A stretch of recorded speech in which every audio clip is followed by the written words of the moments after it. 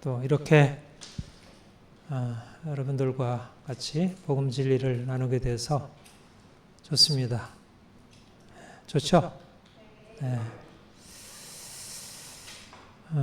이번 2회 샬롬누리 신학강좌 주제가 복음과 율법이고 우리가 1강 칭의 복음, 2강 대속과 칭의, 3강 율법과 은혜.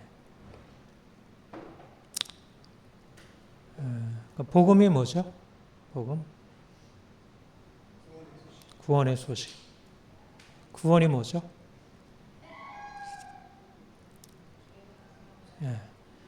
정죄에서 칭의로 옮겨지는 것입니다. 물론 이제 그에 후속되는 성화도 있고 영화도 있지만 일단 구원하면 건져주는 거잖아요. 무엇으로부터? 정죄로부터. 정죄로 인한 죽음으로부터 이제 우리를 건져주셨다.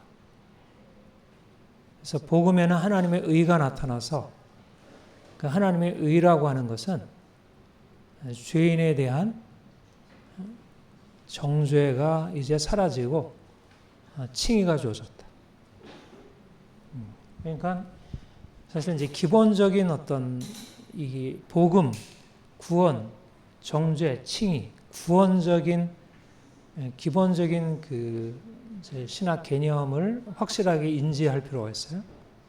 그래야 성경은 굉장히 논리적이에요. 합리적이고. 물론 그 합리성이 우리 경험적인 차원을 넘어서 있는 영적인 것이어서 일반적인 합리성과 부딪히긴 하지만 그러나 그 구조가 굉장히 합리적이에요.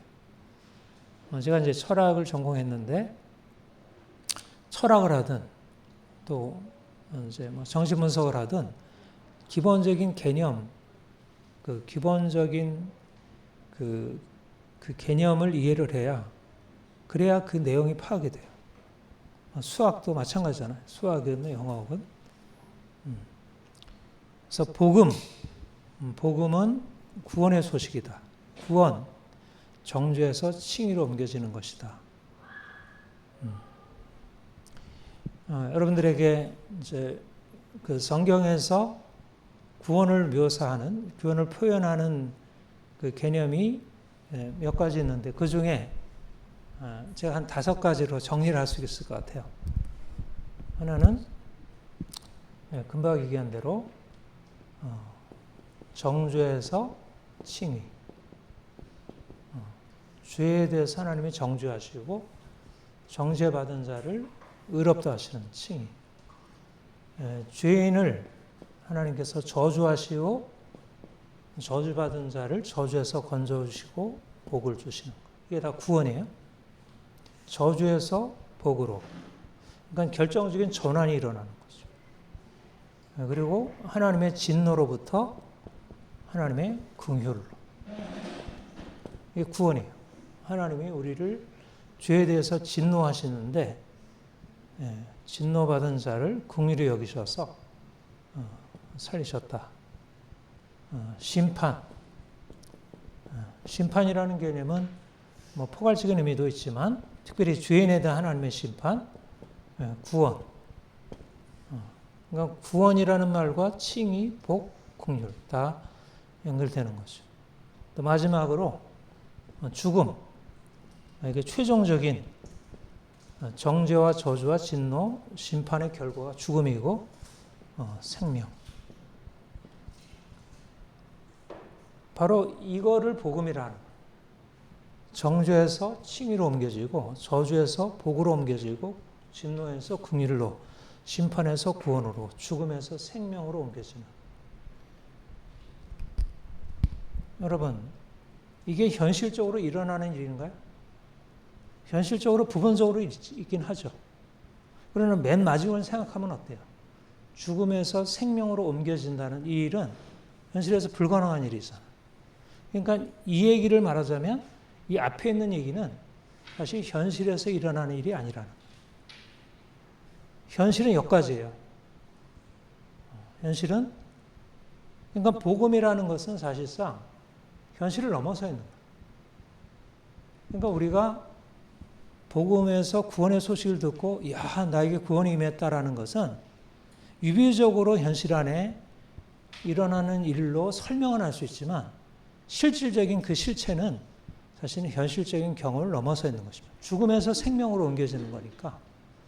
에베소서 2장 1절 허물과 죄로 죽었던 너희를 살리셨도다. 허물과 죄로 죽은 너희를 그리스도와 함께 살리시고.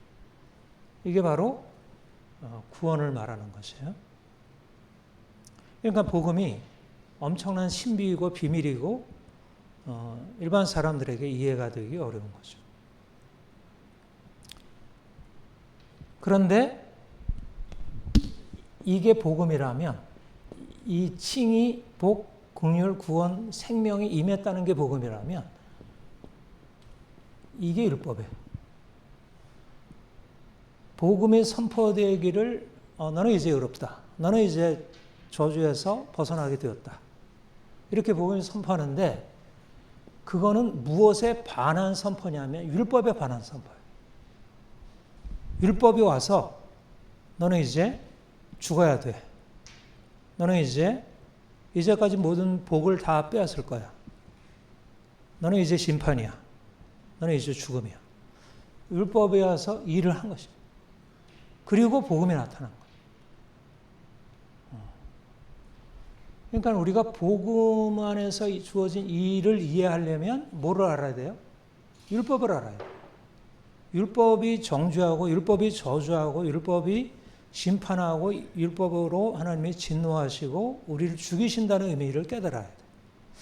율법은 죽이는 것이고 복음은 살리는 것입니다. 여러분 우리가 병을 고치잖아요.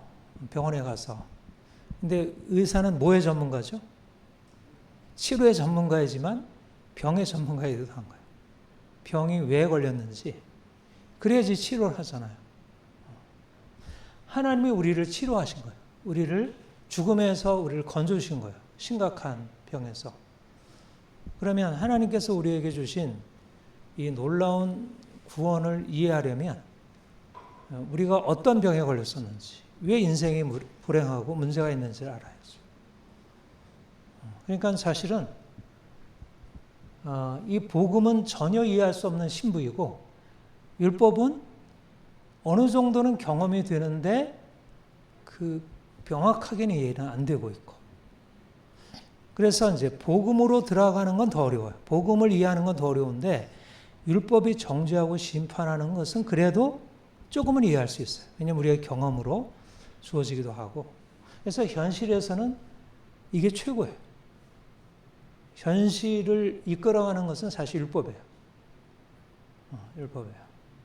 그러니까 우리가 성경에서 생각할 때 하나님께서 우리를 율법으로 정죄하신다는 말을 들으면 너무 두렵고 그렇게 생각이 되잖아요. 그러나 사실은 율법이라고 하는 것은 너무 이제 이것도 하나님이 하신 거예요. 이것도. 이거는 사단이 한 일이고 이거는 하나님이 하신 일이 아니라 율법은 하나님이 하신 거예요. 율법의 정죄, 저주가 다 하나님의 일이에요. 그래서 이제 오늘 여러분들과 함께 하는 게 우리가 지금 칭의에 대해서 칭의의 구원에 대하여 복음, 칭의의 복음에 대한 이해를 가지고 나아가고 있는데 그리스도께서 오셔서 우리를 위하여 십자가에 죽으시고 우리가 그를 믿으면 의롭다함을 받는다는 이 구원의 복음을 우리가 지금 공부하고 있는데 근데 그것을 위해서 우리가 구원으로 들어가기 위하여 우리가 의롭다함을 얻기 위하여 우리가 처해 있었던 이 정죄 상태, 이 칭의의 복음을 위해서 율법의 정죄라는 것을 우리가 공부하려고 하는 것입니다. 그러니까 둘 다 하나님이 정죄하시고 하나님이 의롭다 하시는 것이에요. 둘 다 하나님이 하시는 일. 그러니까 하나님을 알아야 율법의 정죄를 알고 하나님을 알아야 우리를 의롭다 하시는 것을 알아요. 죽이시는 이도 하나님이시고 살리시는 분도 하나님이시고. 자, 그래서 먼저 율법의 정죄. 오늘 세 가지를 하는데 율법의 정죄, 율법의 행위, 그 다음에 은혜. 율법의 정죄. 죄인을 정죄한다는 게 뭘까요? 죄인을 정죄한다는 것. 죄인이 죄를 져가지고 유죄 판결을 받아서 이렇게 몇 년, 5년형, 10년형, 무기징역, 상형. 죄인으로 볼 때는 얼마나 불행한 일이에요. 그렇죠? 그러나 죄인이 정죄를 받는다는 것은 당하는 사람에게는 불행한 일이지만 거기 안에는 뭐가 실현이 되고 있죠? 법의 정의가 실현되고 있죠. 만약 죄를 졌는데 그 사람이 재판을 받아가지고 정죄를 당하지 않으면 어떻게 돼요? 이 세상은 완전히 무범 혼란의 세계가 될 거 아니에요? 그렇죠? 그러니까 그런 의미에서 죄인이 정죄를 받는다는 것은 시기에 합당해요.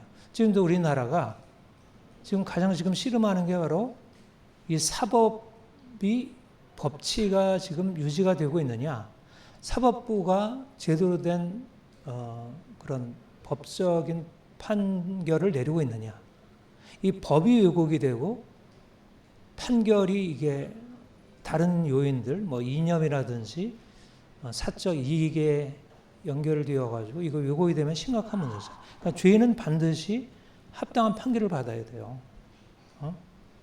무기징역 받을 사람은 무기징역 받고 사형 받을 사람은 사형 받고, 그런 엉뚱한 사람이 무기징역 받고 사형 받고 이러면 안 되죠. 그렇죠?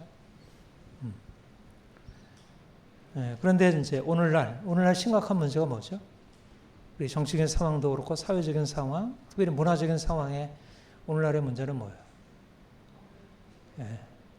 일단 사회의 법도 왜곡이 되고 그보다 더 심각한 사상적인, 문화적인, 철학적인 위기는 법, 도덕법, 옳고 그름이 없다. 옳고 그름이 없으면 죄인에 대한 심판과 정죄라는 것은 설 자리가 없죠. 누가 법을 만드느냐에 따라서 그 사람이 정죄를 받는지 아니면 죄를 져도 상관없는지가 결정되잖아요. 그러니까 지금 시대의 문제는, 도덕적인 문제는 정의가 심각하게 침해를 당하고 있다. 죄를 져도 심판을 받지 않고, 또 죄를 안 졌는데 잘못된 법으로 인해서 심판을 받고 있고, 심각한 문제죠. 그래서 율법이 바르게 실현이 되어서 죄인이 정죄를 받는다는 것은 이건 악이 아니라 선한 것입니다. 제가 정치적인 얘기는 가능한 한 빼려고 하는데, 그러니까 예를 들면 지금 이제 여당에서 그리고 이제 민주당 정권에서 지금 검찰을 다 폐지하고 완전히 그 검찰에서 수사권을 완전히 박탈하려고 하잖아요. 그게 지난 문재인 정권부터 시작이 돼가지고 지금까지 이제 이어지고, 지금도 이제 그 논쟁이 있는데, 왜 그렇게 된 줄 아세요? 노무현 대통령이 검찰이 노무현 대통령을 압박해가지고 그래서 죽게 되었다는 거예요. 자살하게 됐다는 거예요. 그러니까 검찰이 악마를 하는 거예요. 그 이유 때문에 검찰이 폐지되었다. 검찰은 악의, 그러니까 검찰이 있어서는 안 된다. 수사가 있어서는 안 된다. 그러니까는 지금은 사람들이 가지고 있는 것은 법이 있어서 법에 의해서 판결을 받고 정당하게 집행이 되어도 그것을 정의로 인정하기 어려운 거죠. 그러니까 중요한 것은 법을 신뢰하지 못하고 더 이상 법의 판결을 따르지 않는 거죠. 근데 율법의 정의는 선인 거예요. 내가 죄를 짓고 내가 당해도 마땅한 형벌이면 타당한 거죠. 잠언 3장 12절 우리 한번 같이 읽어볼까요? 잠언 3장 12절.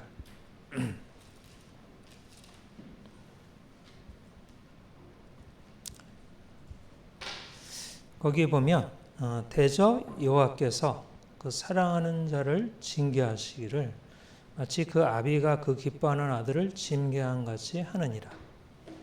뭐라고 되어 있죠? 사랑하는 자를 징계한다는 거예요.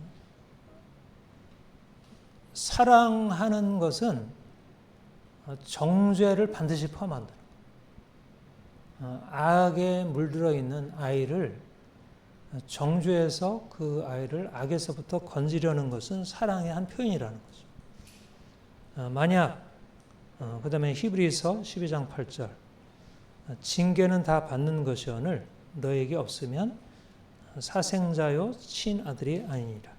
그러니까 우리는 사실상 율법의 정죄에 대해서 받는 입장에서는 고통스러운 거잖아요. 그렇죠? 고통스러운 악이에요. 이제 악이라는 개념을 도덕적인 악이라는 의미로 받아들이지 않고 나쁜 것, 안 좋은 것이라는 의미로 받아들이면 율법의 정죄라는 것은 우리의 악이에요. 근데 C.S. 루이스가 뭐라 그랬죠? 고통은 살균된 악이라 그랬잖아요. 그러니까 율법의 정죄라는 것은 잘못해가지고 아이가 호되게 혼을 나고 아파서 막 울고 그러면 엄마의 마음도 짠하고 아이도 고통스럽지만 그것이야말로 아이가 악에서 벗어날 수 있는 아주 중요한 치료제죠. 이런 의미에서 율법의 정죄가 악하지 않다는 거예요. 중요한 것은 율법의 정죄로 당하는 고통이 아프고 힘든 거지 율법의 정죄는 선한 것이다. 만약 사랑하는데 징계가 없다면 그것은 사생자이고 친아들이 아니다. 이게 이제 성경 관점. 그러니까 성경은 결코 율법의 정죄를 나쁜 것이라고 취급하잖아요. 근데 아까 얘기한 대로 오늘날 이게 무너져 버린 거예요. 율법의 정죄로 당하는 고통, 이것을 악이라고 보고 이거를 도덕적 악보다 오히려 더 심각한 문제로 봐요. 그러니까 이 시대가 점점 악이 처리가 안 되는 거예요. 그래서 이제 오늘 이제 쭉 어떻게 율법의 정죄가 역사적으로 실현되었는지. 사실 구약의 역사를 쭉 보면 결국 이 역사예요, 이 역사. 이게 원래 실제도 그렇잖아요. 옛 언약이 율법이고 새 언약이 복음이에요. 근데 구약은 하나님이 죄인을 향해서 정죄하신다는 것이 주된 내용이에요. 그러니까 구약의 내용은 결국 율법의 정죄예요. 구약의 내용을 한마디로 말하자면 율법의 정죄예요. 신약의 내용을 한마디로 말하자면 정죄받은 자를 의롭다 하시는 거예요. 간결하게 요약이 되죠. 간결하게 요약이 돼요. 그러니까 구약을 이해하려면 율법의 정죄를 이해해야 돼요. 그리고 신약의 복음을 이해하려면 율법의 정죄를 말씀하는 구약을 이해해야 돼요. 그래야지 이 정죄라는 상태에서 우리가 벗어나서 칭이라는 상태로 돌이키는 것을 제대로 아는 거죠. 아담의 타락. 여러분, 아담의 타락이 간단하게 하고 지나간다면 아담의 타락이 어떻죠? 아담의 타락.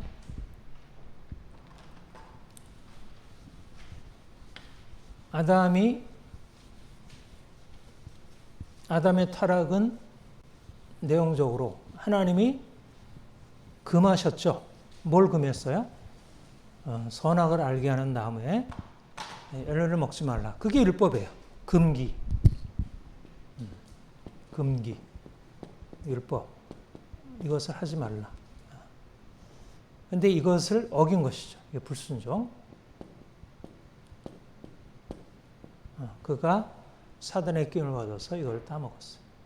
그래서 그 결과로 주어진 게 저주. 이게 공식이에요. 이게 구약의 공식이고 이게 인류의 공식이에요. 이게 말하자면 합리성의 가장 핵심이에요. 합리적이라고 하는 것은 바로 이걸 아는 게 합리적이에요. 그리고 이거를 실현하는 게 사실은 진정한 합리적인 인생이에요. 이거를 깨닫는 게. 근데 이거를 깨닫지 못하고 하나님이 금하신 것을 불순종해서 저주에 임했다는 사실을 깨닫지 못하게 되면 그러면 인생이 망가지는 거죠. 진정. 이미 일어난 일이지만 그러나 일어나는 일에 그 근본적으로 일어난 일의 실제적인 그 경위를 이해를 해야 하는 거죠. 다 일일이 다 찾아보지 못하지만 제가 읽어가면서 얘기했습니다. 창세기 3장 17절 19절 여러분들이 따라오려면 따라오면서 보세요. 이건 이제 아담이 범죄한 이후에 아담에게 하나님께서 말씀하신 심판의 내용이에요. 내가 내게 먹지 말라 한 나무의 열매를 먹었은즉 불순종이었죠. 하나님이 먹지 말라 한 계명이 있었고 근데 먹은 불순종이 있었어요. 죄 저주에 땅은 너로 말미암아 저주를 받고 너는 흙이니 흙으로 돌아갈 것이니 먹지 말라 한 것을 네가 먹었은즉 불순종했은즉 땅이 저주를 받고 너도 저주를 받아서 흙으로 돌아갈 것이니 이게 하나님의 정의, 하나님의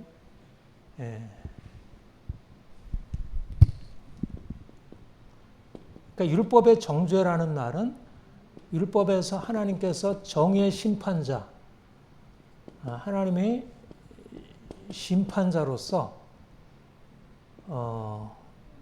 사람들이 행한 죄에 대해서 판결을 내려서 이런 결과를 경험하게 하는 것입니다.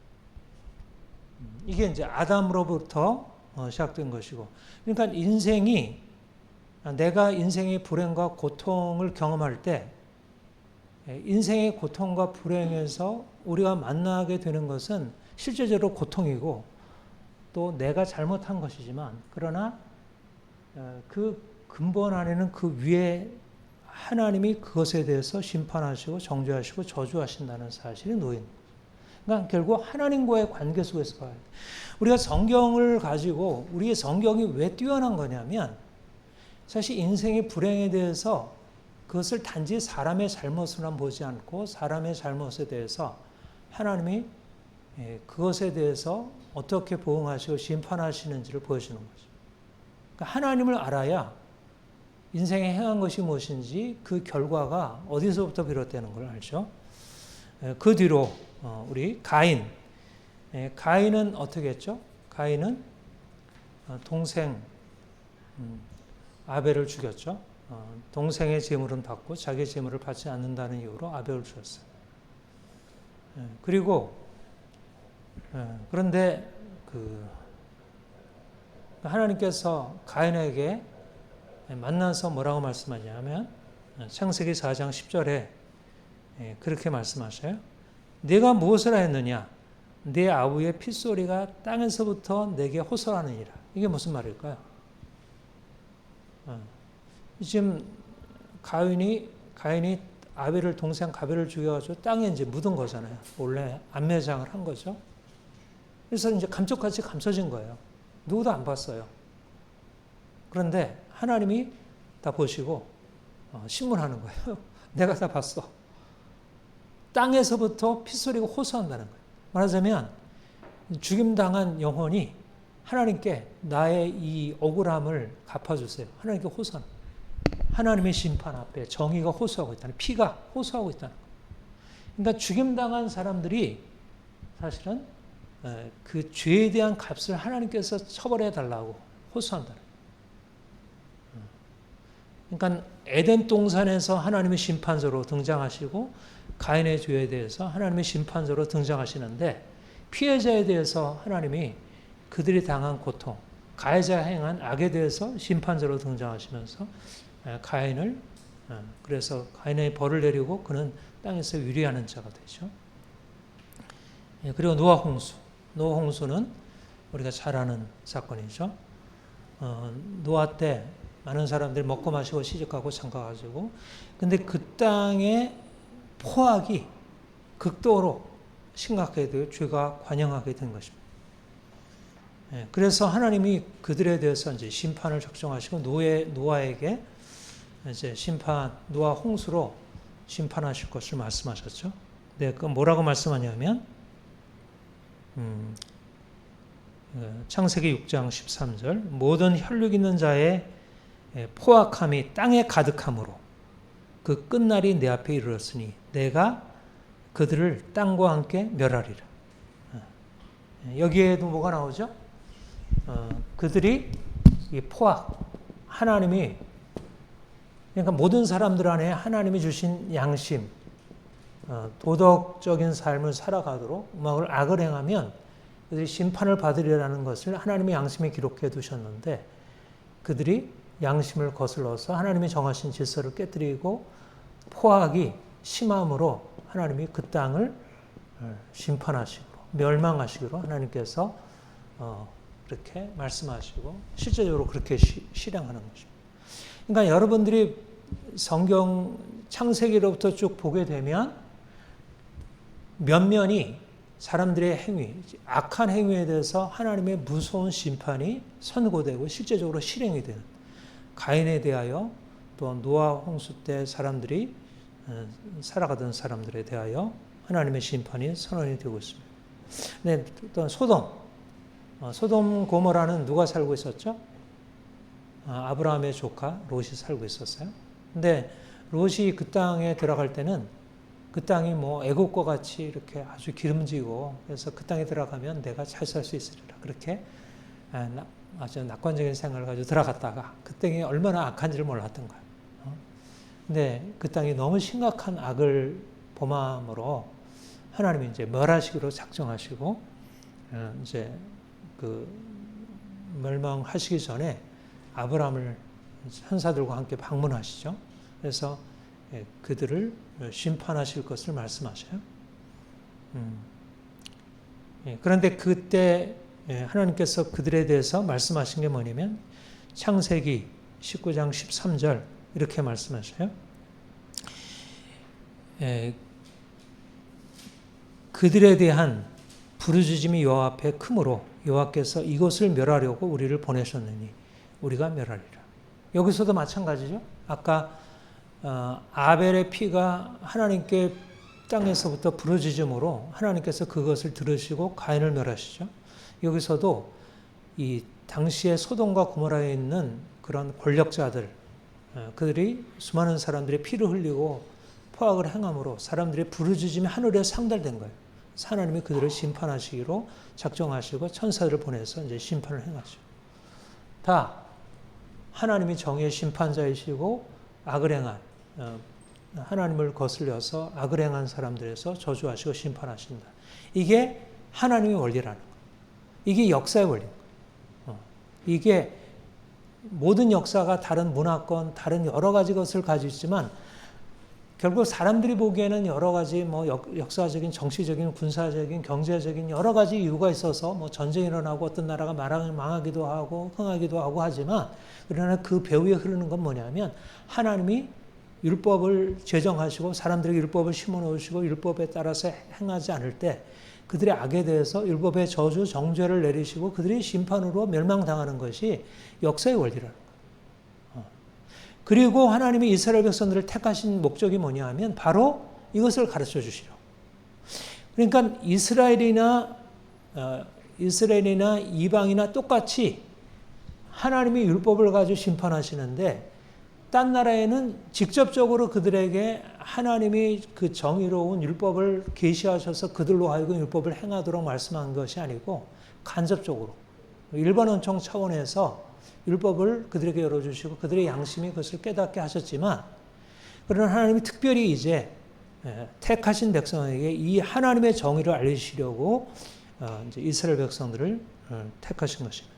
아브라함 선택. 아브라함이 사실 선택받은 것은 바로 율법과 관련되어 있어요. 여러분 아브라함이 율법과 관련되어 있다는 걸 여러분 아세요? 아브라함에게 직접적으로 율법과 관련되는 게 없어 보이죠. 그런데 한번 보세요. 창세기 18장 이걸 한번 같이 찾아보겠습니다. 창세기 18장 그러니까 롯을 향해서 천사들이 가기 전에 아브라함이 이제 그 세 천사를 환대하죠. 그래서 이제 식사를 대접하잖아요. 그리고 두 천사는 떠나가고 이제 여호와께서 아브라함과 대화하시는 장면이 바로 여기에 나와 있어요. 거기 한번 같이 읽어보겠습니다. 시작.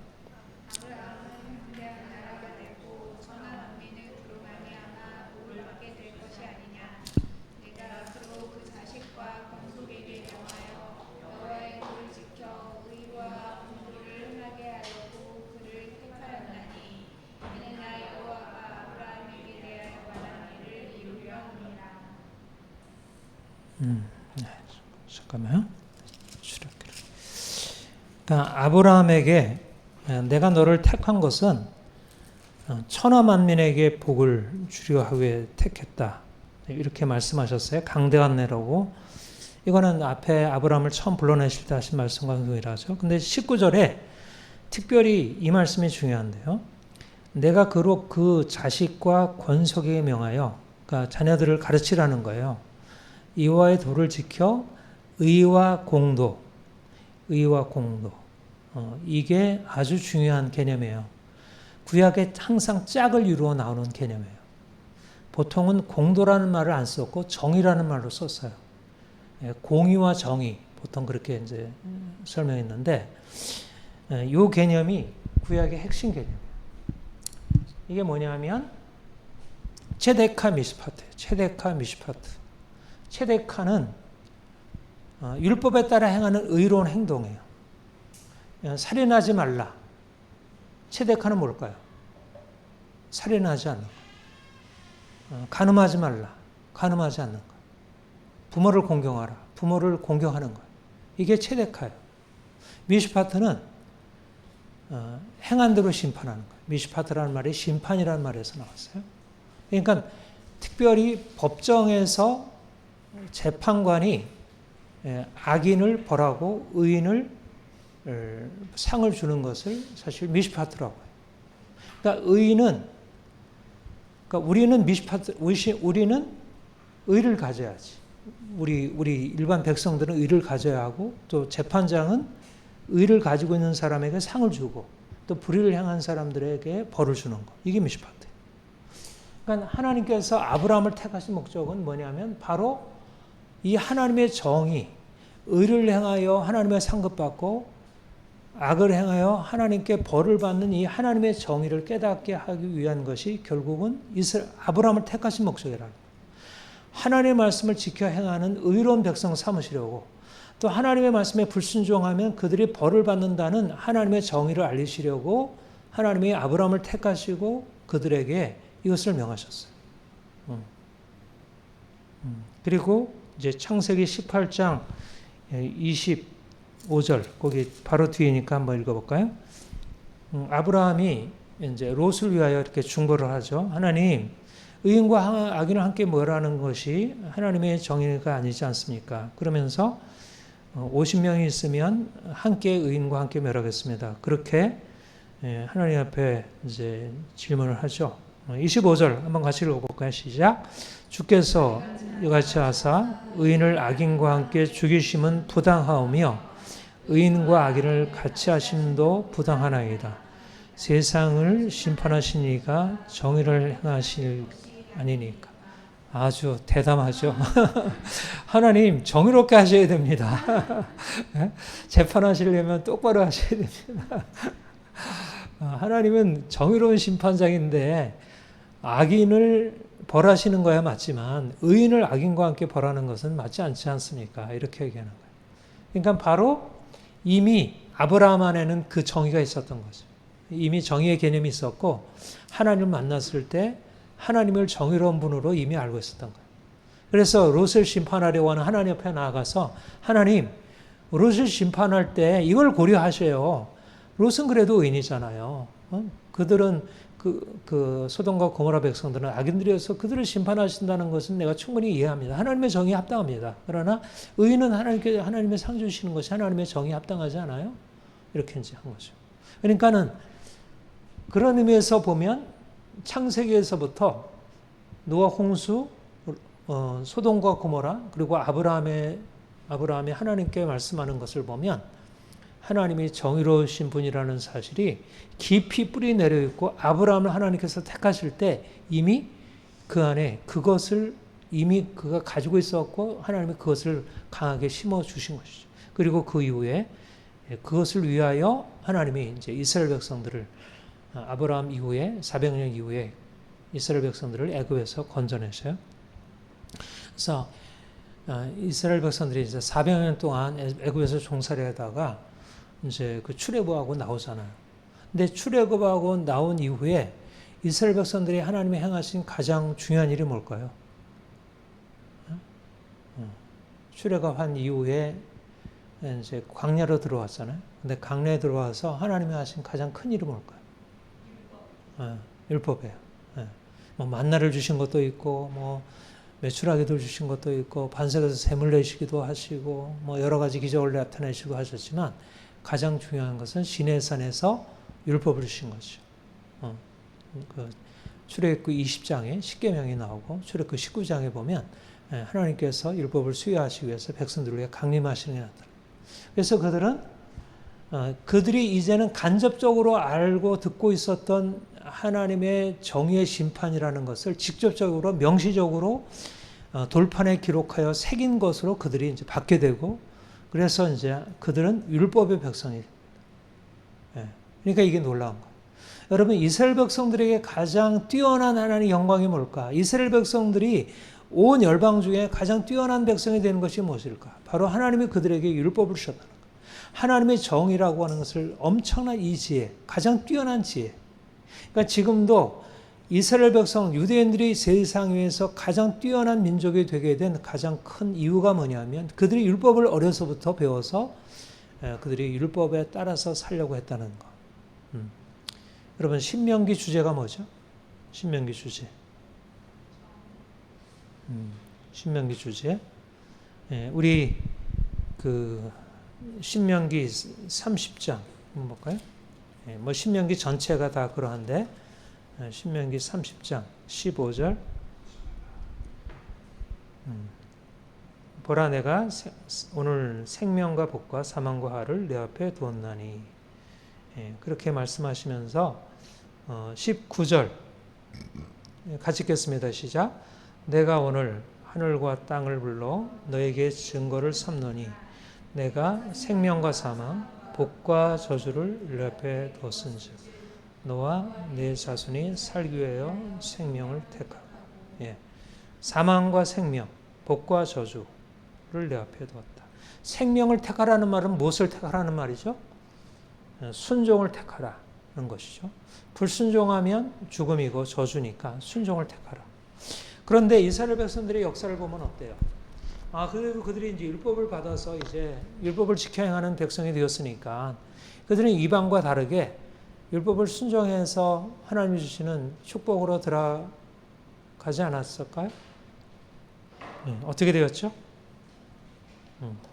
하나님이 그들에게 율법을 주셔서 그들로 하여금 순종하면 너희가 가나안 땅에 들어가서 생명과 복을 누리게 될 것인데, 그러나 너희가 불순종하면 저주를 받으리라. 그러나 실제적으로 일어난 일은 불순종과 저주였어요. 그렇죠? 이게 이스라엘 백성들에게 안타까운 일이었어요. 그들이 광야를 지나서 가나안에 들어가서 막 기뻐했죠. 가나안에 들어가서 기뻐했지만, 그러나 곧 그들은 가나안 땅에 있는 이방 민족들의 길을 따라가서 불순종하고 저주 아래 들어가게 돼요. 그래서 율법을 가지고 있었지만 문제는 이게 가장 근본적인 문제인데요. 율법은 순종에 대하여 생명을 말씀하고 불순종에 대하여 죽음을 말씀해. 그러니까 율법은 그냥 법대로 하는 거예요, 법대로.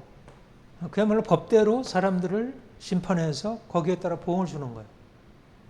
그러니까 율법이 내가 불순종해서 죽음에 처하게 된 사람들을 살려내지는 않는 거예요. 그러니까 결국 그들은 정죄를 받아서 죽음에 이르게 되었죠.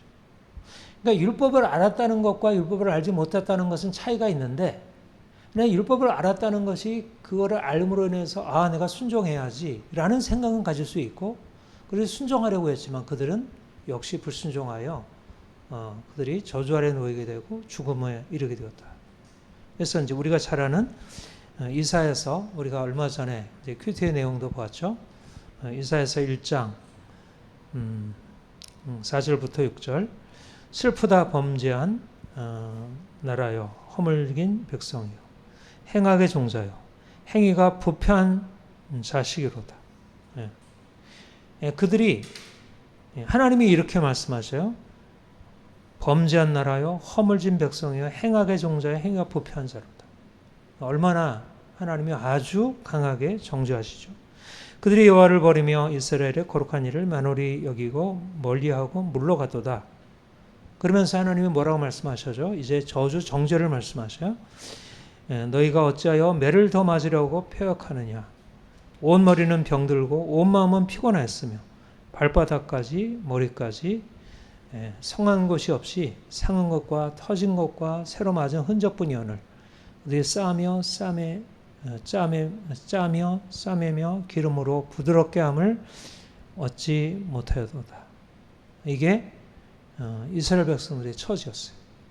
그러니까 율법을 받았는데 율법 이전에 이스라엘 이방인들이 죄를 범함으로 저주 아래 처하게 되었고 이제 율법을 가지고 있는 그들이 율법을 순종하면 생명을 얻고 율법을 불순종하면 죽음에 처하게 된다는 이 사실들을 그 지혜를 가지고 그들이 이렇게 출발했는데 실제적으로 이 지혜의 말씀이 그들의 삶에 적용되어서 그들의 삶을 바꾸지 못했고 이것을 알면서도 그들은 이방인과 동일하게 불순종하여 저주 아래 처해가 아담과 동일하게 그리고 다른 이방 백성들과 동일하게 악을 행하여 하나님의 심판 앞에 처하게 되었다. 이것이 이스라엘 백성들이 겪은 바예요.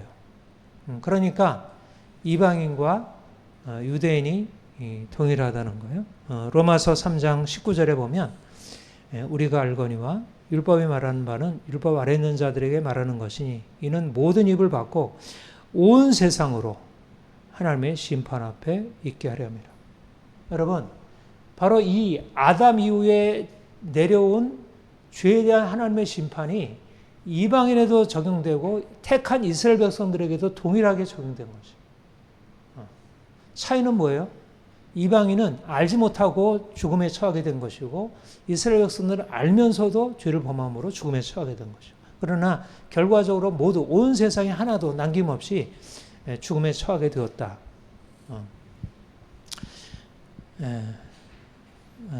다음 페이지. 여러분, 율법의 정죄가 가지고 있는 의미는 뭐라고 했어요? 율법의 정죄가 가지고 있는 의미는 뭐라고 했죠? 하나는 고통이고 공경을 가져다 준 거잖아요. 죄를 범했으니까 하나님 주신 생명을 다 빼앗기고 저주 아래 살아가게 되는 거예요. 그런데 중요한 사실이 뭐냐면 그들이 그 죄를 범함으로 불순종에 빠져서 저주 아래 놓였기 때문에 거기서부터 벗어날 길을 시작할 수 있게 돼요. 그러니까 만약 율법의 정죄가 없으면 복음의 칭의가 있을 수 있겠어요? 그러니까 하나님은 왜 이스라엘 백성들을 사랑하신 이스라엘 백성들을 저주 아래 두셨을까? 그들을 율법의 정죄 아래 두심으로 그 정죄 아래서 그들을 건져내시기 위해서. 그러니까 정죄가 먼저 있어야 칭의가 있다는 거예요. 정죄는 고통스럽지만 정죄가 전제가 되어야 그들이 정죄에서 벗어나서 이제 하나님이 주시는 구원의 길로 들어갈 수 있다. 여러분 이제 서두에서 말한 대로 율법이 정죄하는 것이 고통스럽다고 해서 고통을 피하게 되면 고통을 피하고 율법을 무시하고 살게 되면 너무 심각해요. 여러분 이렇게 내가 불에다가 손을 넣으면 어때요? 손이 되잖아요. 이건 자연 법칙이에요. 그렇죠? 우리의 살이 불에 닿으면 이 살은 익어가지고 이거 화상을 입어요. 이거는 법칙이에요. 마찬가지예요. 그렇죠? 근데 율법도 그런 법칙인 거예요. 네가 죄를 지면 죽는다. 이게 법칙이에요. 거짓말하면 죽어. 네가 속이면 죽어. 네가 도둑질하면 죽어. 네가 탐욕하면 죽어. 성경의 법칙이에요. 법칙. 네가 불에 손을 넣으면 죽어. 너 손 대. 너 물에 들어가면 너 죽어. 빠져 죽어. 뭐 들어가지 마. 이게 법칙이에요. 우리 자연 법칙을 가지고 사람들한테 경고하잖아요. 술 먹지 마라. 담배 그만 피워. 그런 포르노 그런 거 보지 마라. 해가지고 법칙이에요. 우리 실제적으로 우리의 몸이 그거를 감당을 못하고 우리 정신이 감당을 못해요. 법칙이에요. 법칙을 으면 죽어요. 근데 사람들이 심각하게 이제 자연 법칙에 대해서는 사람들이 알려져 있으니까 이거 뭐 이런 너무 중독 이런 거 하지 말아야겠다. 그리고 과도하게 이런 거 하지 말아야겠다. 이런 생각을 해요. 자연 법칙에 대해서는 두려워할 줄 알아요. 그걸 어기는 것에 대해서. 그런데 사실 하나님이 세우신 이 하나님의 법칙, 도덕 법칙, 우리가 더 나아가서 하나님의 법칙, 하나님께 불순종하고 하나님을 떠나 살게 되면 하나님이 심판하시고 정죄하신다는 사실에 대해서 깨닫지 못하고 있는 거예요. 마치 자연 법칙과 동일하게 율법의 법칙을 어기면 심각한 경우에 도달하게 된다. 조심해라. 조심해라. 근데 이제 오늘날 어떻습니까? 아까 처음에 얘기한 대로 오늘날 자연 법칙에 대해서는 사람들이 다 그래도 인정해. 요즘은 자연 법칙마저도 깨뜨리고 뭐 생물학의 법칙도 바꿔서 여자가 남자가 되고 남자가 여자가 될 수 있다는 그 이상한 논리도 작용하지만 그래도 자연 법칙에 대해서는 사람들이 이제 존중을 하죠. 근데 문제는 하나님이 정하신 도덕법, 더군다나 정의 하나님이고 하나님이 각 사람이 행한 대로 그 양심에 이제 그걸 주시고 사람들이 행한 것을 다 그대로 심판하신다는 사실을 알고 있지 않고 그리고 이걸 폐기하기 시작해요. 포스트모더니즘의 구호가 뭐죠? 포스트모더니즘의 아주 중요한 구호가 다른 게 아니다, 틀린 게 아니라 다른 거다. 그렇죠? 무슨 말이에요? 옳고 그름이 없다는 거예요. 옳고 그름은 내가 정한다는 거예요. 그러니까 옳고 그름이 없다면, 틀림이 없다면 심판도 없는 거죠. 죄가 없다면 심판도 없어요. 그러니까 오늘날 사람들이 다른 사람만 속이면 내가 행복하게 살아갈 수 있어. 그러니까 죄를 짓고 나서도 뻔뻔하고 속이고 재수없게 이제 들켰다 이렇게 생각을 하죠. 심각한 문제입니다. 근데 이런 포스트 모던이 퍼져가지고 사람들이 죄가 없다고 생각하고 모든 것을 자기가 결정하겠다 이렇게 생각하면 세상이 어떻게 돼요? 그 결과는 죄가 창작을 하게 됩니다. 죄가 그냥 폭증을 하는 거죠. 뭐 사람들이 싸우고 속이고 온갖 거짓말하고 온갖 그런 일을 해도 그것을 누구도 심판하지 않고 그러니까 요즘에 우리 그 학교 상황 들어보면 야 이거 완전히 뭐 야만 상태, 자연 상태로 돌아간 거 아닌가 이런 생각이 들잖아요. 사회가 정치판도 보면 그렇고 야 이런 사람들이 어떻게 나라를 이끌어간다고 생각하지? 이러잖아요. 말하자면 죄가 창궐하게 돼요. 죄가 창궐. 근데 죄가 창궐하게 되면 사람들은 그것에 대해서 그래도 좀 불편해도 인생이 다 그런 거 아니야? 그게 뭐가 문제가 되겠어? 근데 이제 우리 성경에서 보는 대로 죄가 창궐하면 어떻게 해요? 소돔과 고모라, 노홍수의 일이 일어나는 것입니다. 하나님의 심판을 피할 수 없어요. 하나님이 이스라엘 백성들을 세운 목적은 그들로 하여금 율법의 백성이 되어서 그들 스스로가 심판을 받으면서 하나님을 두려워하는 것을 그들이 경험하게 하기 위함이에요. 그리고 하나님이 열방에 하나님의 축복의 통로가 되게 하셨다는 것은 의와 공도를 배워서 너희가 천하 만민에게 복을 배웠게 하라. 그러니까 의와 공도를 가지고 있어야 천하 만민에게 복을 준다. 그러니까 유대인들이 정한 이 법이 사실상 오늘날 서구적인 어떤 정치, 경제, 사회 문화의 바탕이 되었기 때문에 그 서구가 이런 번영을 누릴 수 있는 것이 되었어요. 그러니까 말하자면 율법을 깨뜨려 버리면 율법의 정제가 무너지게 되면 말하자면 사법 체계가 사라지고 사법 정치, 헌정 질서가 사라지게 되면 단지 이 구원과도 연관될 뿐 아니라 실제적인 삶의 구조 전체가 가정도 깨지고 국가 깨지고 모든 국제관계 다 깨지고 심각한 문제가 되는 거죠. 그러니까 하나님이 오늘날 교회 주신 사명이 뭘까요? 세상을 향해서 하나님이 율법의 정의의 심판자라는 것. 하나님이 정하신 율법을 불순종하면 반드시 저주가 임한다는 것. 노아 홍수는 지금도 하나님께서 지금도 사람들에 대해서 말씀하고 있는 심판의 경고라는 것. 그랬잖아요. 지금도 사람들이 먹고 마시고 시집가고 장가가고 온갖 악을 행하지만 하나님이 곧 임박한 그날에 곧 심판하리라. 그러니까 심판을 두려워하라고 하는 것을 가르치는 것은 이거는 우리 크리스천들에게는 물론이지만 이 세상 사람들에게도 이 법이 무너지면 세상 질서가 무너지고 우리의 삶의 모든 것이 다 무너진다. 이것이 그러니까 오늘날 그래서 저는 오늘날도 우리 이제 정치적인 상황에서 교회가 지금 그 일을 하고 있지 않나 그런 생각을 해요. 그래도 비교적 크리스천들이 하나님을 두려워하고 하나님의 율법을 알고 있어서 율법이 무너지고 의와 불의가 이렇게 혼란스럽게 섞여지는 상황에서 크리스천들이 역할을 하지 않나. 근데 율법의 한계는 뭘까요? 율법의 한계. 율법의 한계는 뭐죠? 예. 아까 얘기한 대로 율법은 이거는 보여줘요. 네가 행한 것이 어떤 결과를 가져둘지 보여줘요. 그리고 그대로 실행해요. 그대로. 그러면 순종해서 생명이 이른다. 불순종하면 죽음에 이른다. 근데 실제적으로 사람들이 불순종했는데 죽음에 이르게 되었어요. 그러면 여기서 살아날 길을 알려줘요? 율법에서 살아날 수 있는 길들을 보여주나요? 네. 이거를 못하는 거예요. 이거를.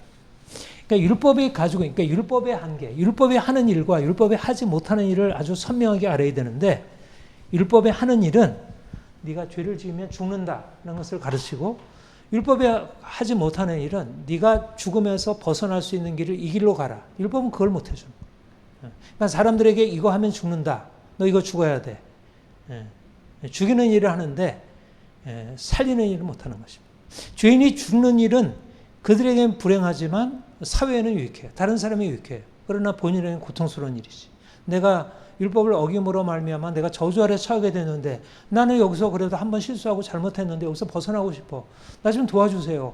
근데 율법은 나 못해. 난 그런 건 나한테 없어. 그러니까 율법은 필요하지만 충분하지 않은 것이. 이걸 알아요. 율법은 필요하지만 충분하지 않다. 우리는 율법을 필요하다고 율법을 무용하다고 생각하고 율법은 더 이상 필요 없어라고 하는 것에 대해서 그건 거짓이라고 말해야 되고 율법은 반드시 필요해. 율법은 어떻든 모두에게 다 필요해. 그러나 율법은 사람을 살리지는 못해. 죽은 자를 살리는 것은 율법이 하는 일은 아니야. 여러분 법관이나 판사나 검사, 변호사한테 가서 물론 벌을 안 받게 해주는 그런 일은 할 수 있을지 모르지만 그러나 이미 벌 받은 사람을 형을 안 살게 하고 살려줄 수는 없잖아요. 형을 살게 하는 수밖에 없어요. 그 다음에 이제 두 번째, 율법의 행위. 여기까지 이해가 됐죠? 율법의 정죄가 무엇인지, 율법의 정죄가 무엇인지, 하나님은 죄인에 대해서 심판하신다. 그리고 율법의 정죄는 고통스럽지만 하나님의 정의가 실현된다는 면에서 긍정적이다. 그리고 율법의 정죄가 있어야 결국 죄인이 그 죄에서부터 벗어날 길이 그 자체로는 없지만 율법 자체는 없지만 그 다음 스텝이 열리게 된다는 거예요. 율법의 정죄가 있고 나서 그리스도의 복음의 칭의가 있는 것입니다. 율법의 정죄를 통과하지 않는 복음의 칭의는 없어요. 그러니까 반드시 율법의 정죄를 통과해야 한다는 것. 이것이 성경의 답입니다. 율법의 행위에 대해서 우리가 살펴보겠습니다. 여러분, 율법의 행위라는 말을 이제 사도 바울이 많이 사용을 했어요. 이건 특별히 이제 사도 바울의 용어인데요. 우리 거기 강의 안에 있는 로마서 3장 20절 우리 한번 같이 읽어볼까요? 시작. 율법의 행위로 그의 앞에 의롭다함을 얻을 육체가 없나니 율법으로는 죄를 깨달음이라. 예. 예. 이게 아주 중요한 구절이에요. 다시 한번 같이 읽어보겠습니다. 시작. 율법의 행위로 그의 앞에 의롭다함을 얻을 육체가 없나니 율법으로는 죄를 깨달음이라. 여기는 무슨 문제의식이 있냐면 어떻게 의롭다함을 얻을 수 있을까? 지금 누가 의롭다함을 얻을 수 있을까 질문하는 거냐면 정죄 아래 있는 사람들. 모든 사람들이 유대인이나 헬라인이나 모든 사람들이 심판 아래 있다 그랬잖아요. 아까 19절에 온 세상이 심판 아래 있는 거예요. 정죄 아래 있고 저주 아래 있고 심판 아래 있고 죽음에 처해 있는 거예요. 허물과 죄로 다 죽어 있는 거예요. 그래서 어떻게 여기서 벗어날 수 있을까? 그러니까 구원을 묻는 질문이에요. 의롭다함을 얻을 수 있을까? 근데 우선 부정적인 답이에요. 율법의 행위로는 안 된다. 율법의 행위로. 율법의 행위로는 안 된다. 이게 아주 중요한 답입니다. 우리가 율법이 정죄해서 죄인을 정죄해서 심판한다는 것도 중요한 진리지만 율법의 행위는 결코 정죄를 받은 사람을 정죄에서 건져내어 살려줄 수 없다. 이미 옥에 갇혀 있어요. 무기징역 지금 사형 선고를 받았어요. 근데 사형 선고를 받은 그를 거기서 끌어낼 수 있는 것은 어떤 율법의 행위도 없다는 거예요. 여러분 생각해 보세요. 내가 율법이 너 순종하면 네가 상을 받고 네가 복을 받고 불순종하면 벌을 받아. 그런데 내가 불순종해서 이제 벌을 받아서 감옥에 들어갔어요. 그러면 재판장님 내가 지금부터 진짜 하나도 어기지 않고 내가 열심히 내가 순종해서 법을 따라서 행함으로 내가 좋은 시민이 되겠어요.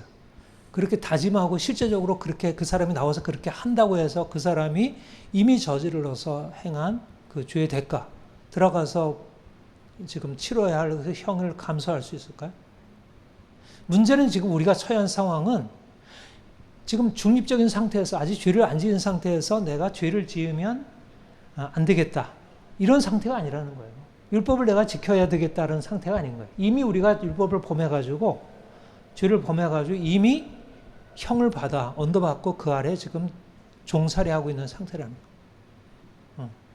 그러니까 율법을 지키는 것은 아직 죄를 짓지 않은 사람에게 해당되는 얘기지 죄를 지어서 지금 형을 살고 있는 사람에게 율법을 지킨다는 게 무슨 의미가 있어?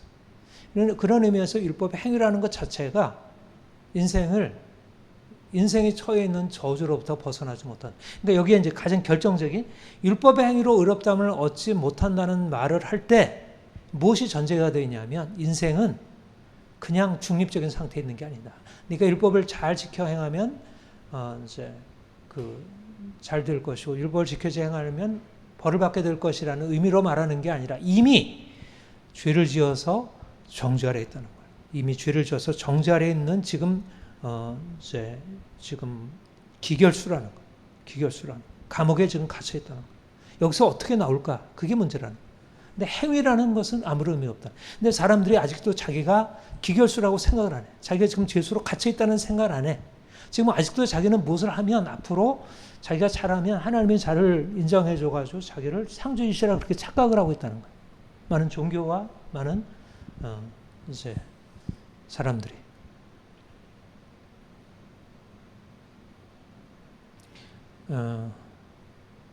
성경에서 죄에 대해서 어떻게 선언한다고요? 죄의 값은 사망이라. 죄는 죽는 것밖에 없어요. 형을 살아야 되고 죽는 것밖에 없어요. 죄를 짓지 않아야겠다는 것은 죄를 짓기 이전에 결심한 일이지 죄를 짓고 나서 정죄에서 벗어나는 일은 율법의 행위가 할 수 있는 일이 아니라. 무슨 말인지 이해가 되죠? 정죄에서 벗어나는 일은 율법의 행위하는 일이 아니라 그것은 병에 들기 전에 있는데 내가 이미 병이 들었어요. 그러면 지금부터 나는 병에 들어가지 않아야지. 지금 음식 잘 먹어야지. 다시는 나쁜 음식 안 먹어야지. 내가 결심하고 노력한다고 해가지고 그가 이미 든 병이 벗어날 수 없잖아요. 병을 고치는 게 문제지. 병을 안 드는 게 문제가 아니라 병을 고치는 게 문제예요. 율법의 행위는 병을 고치지 않겠다는 생각인데 이제 병이 들지 않겠다는 생각인데 병을 고치는 상황에서는 그것이 아무런 의미가 없다는 거예요. 그런 의미에서 율법의 행위가 정죄에서 벗어나게 하지 못한다. 그리고 설사 내가 그러면 죄를 짓지 않겠다 생각하고 율법의 행위를 하면 어떻게 될까? 여러분, 내가 율법을 알았어요. 내가 내 율법을 알지 못했을 때는 내가 잘못해가지고 이렇게 죄를 져서 내가 이렇게 고생을 하고 있다가 율법 알았어요. 죄를 지면 인생이 고달프구나. 죄를 짓지 말아야지. 그러면 율법에 대해서 죄를 짓지 않게 될까? 율법 알고 났으니까 죄를 짓지 않게 될까? 아까 유대인들 어땠죠? 율법 몰라서 죄를 진 게 아니잖아요. 그들은 너무나 많이 알고 있는데 율법이 그들을 죄에서 건져내 주지 못했다는 거예요. 왜 그랬을까? 왜 율법을 알았는데 왜 율법에서 벗어나지 못할까요? 결심하면 되잖아요. 왜 율법을 알고 있는데 죄에서 벗어나지 못해요. 그리고 뭐라고 얘기를 하냐면 그 5장 20절에 율법이 오히려 와서 죄를 더하겠다는 거예요. 더하겠다는 거예요. 율법을 아는 것이 그들로 하여금 죄에서 벗어나게 하는 그 동기로 작용을 했겠죠. 아니까. 몰랐을 때는 내가 몰라서 그랬는데 알고 나니까 맞아 그러지 마. 거짓말하지 말아야지. 탐내지 말아야지. 싸우지 말아야지. 네, 그 아이들 키워보면 어때요? 알잖아요. 근데 안 고쳐져요. 이건 경험적으로도 그렇고 성경에서 뭐라고 얘기를 하냐면 이거 한번 봅시다. 율법을 알고 난 이후에 사람들이 죄에서 벗어날 수 있을까? 로마서 7장 8절 10절.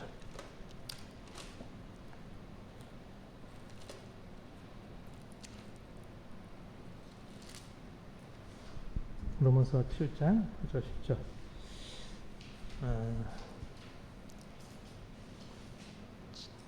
7절부터 시작. 그런즉 우리가 무슨 말 하리요?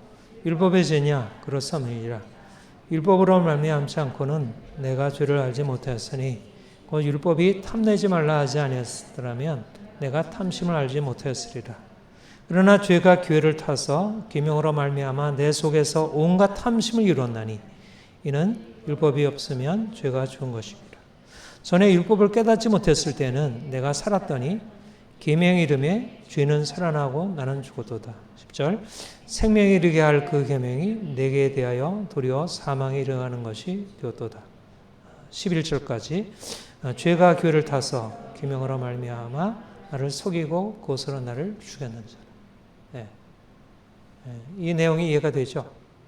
내가 탐내지 말라고 하는 말씀을 듣기 전에는 내가 죄를 깨닫지 못했는데 오히려 탐내지 말라는 그 말을 듣고 탐심이 오히려 내 속의 역사에서 탐심이 더 가중되었다는 거예요. 온갖 탐심을 내 안에 이뤄서 오히려 내가 율법을 갖기 전에는 오히려 죄가 그렇게 크게 역사하지 않다가 이게 탐심이구나. 탐심을 하지 말아야지 라는데 하지 말라는 그것은 힘을 받지 못하고 탐심이라고 하는 그 세력이 나에게 불러일으켜지면서 오히려 더 깊은 죄 가운데로 빠지고 나는 오히려 더 죄 아래로 더 종노릇하게 됐다. 왜 그럴까요? 왜 이런 어떤 비참한 상황에 이르게 되었을까? 로마서 5장에서 얘기하는 대로 죄가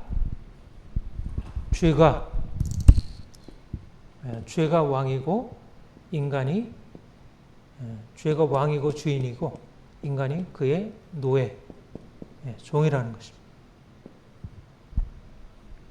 내가 스스로 내 죄를 끊어버리고 내가 이제 의를 행하리라 결심하지만 내 안에 있는 죄의 세력이 나를 지배해서 나를 탐심, 살인, 폭력, 미움 이런 죄의 세력들이 내 안에 들어와서 나를 장악하고 내가 그것을 거스러 가려고 할 때 오히려 그것이 나를 사로잡아서 오히려 거꾸로 이용해가지고 전보다 더 강한 죄악으로 거짓말로 속이고 이중적으로 행하도록 그렇게 유도했다는 거예요.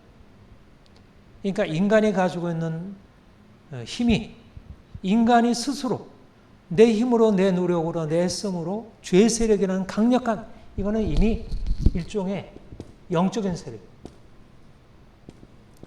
영적 세력이고 인간은 혼, 육이고 누가 더 강하냐면 영이 더 강한 거예요.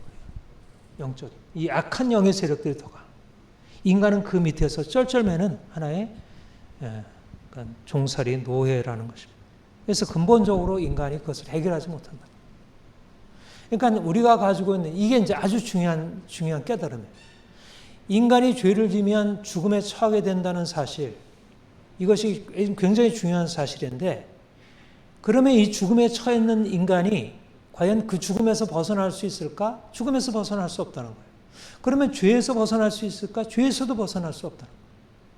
왜냐하면 인간은 육체이고, 인간의 육체, 인간의 혼이라는 이 피조물의 상태에서는 나를 넘어서 있는 악의 세력, 죄의 권세, 사단의 권세, 영적인 세력이 나를 보다 더 강한 힘으로 나를 장악하기 때문에 내가 그것에서 벗어나려고 해도 벗어나는 실용을 할 수 있고 노력을 할 수 있지만 실제로 성공하지 못한다. 이것이 인간에 대한 성경의 진단이에요. 그런데 이게 너무 지나쳐 보이잖아요. 이 말이 지나쳐 보이는데 이게 실제적으로 우리의 삶에서 증명되고 있는 것입니다. 증명되고. 그래서 이걸 이제 아구스티누스나 루터 칼빈이 노예의지라 얘기를 했고, 이것에 근거해서 개혁파 신학이 인간의 전적 타락, 전적 부패를 얘기하는 거죠. 왜 전적 부패하냐면 인간이 노력해가지고 도덕적 의지도 있고 하나님의 형상으로서 인간이 나름대로 양심도 있고 노력도 있는데 왜 전적 부패하냐? 왜 그러냐면 인간은 피조물이고 육체라는 것입니다. 이 인간의 육체로서 그것을 바꿀 수 있는 능력이 인간 안에 없다.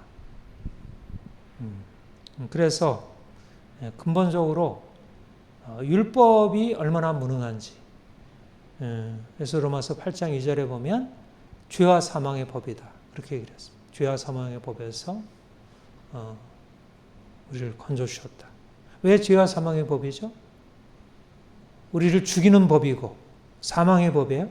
그 다음에 우리를 죄로 끌고 가는 법이고, 죄와 사망의 법이에요. 그러니까 율법이 와서 우리를 죄에 대해서 심판하고 정죄하는 일을 통해서 우리로 하여금 하나님께로 향하게 하는 일에 간접적으로 영향을 주고는 있지만, 그러나 실제적으로 그를 사망에서 건져내지 못하고 죄에서 건져내지 못한다는 거예요. 오직 어떻게? 예수 그리스도. 그가 오셔서 우리를 위하여 행하신 은혜로만 된다는 것입니다. 예.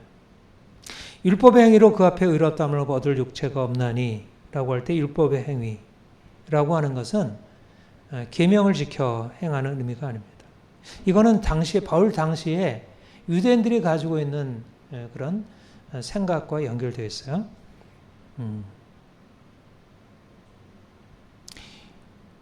여러분, 사도 바울이 이제 예수님을 만나가지고 다메섹도에서 예수를 만나가지고 그가 예수 믿는 자들을 핍박하다가 이제 그 회심해서 복음을 전하기 시작했죠.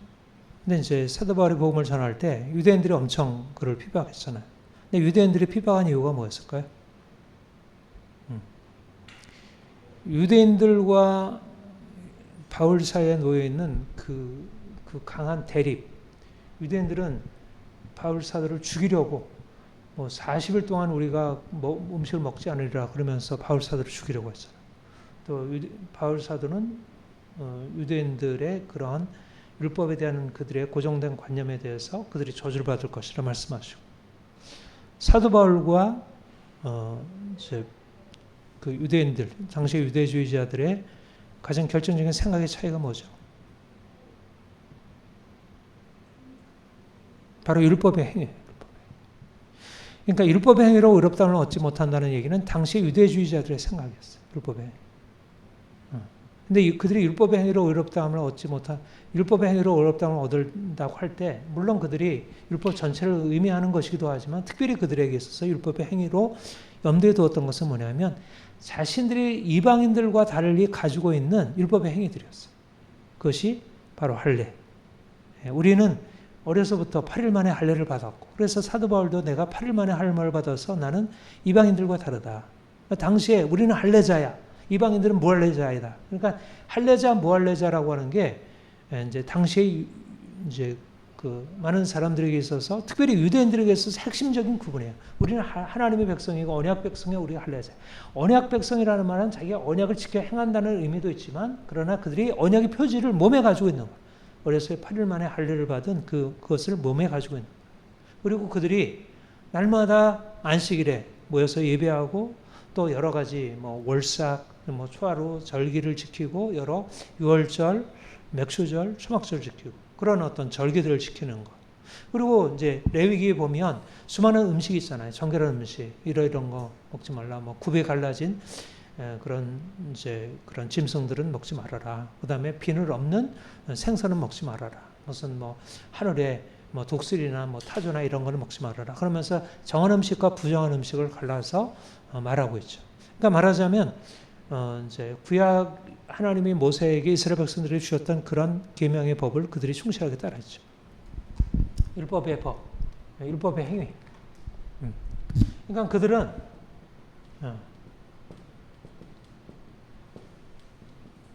율법의 행위를 가지고 그들이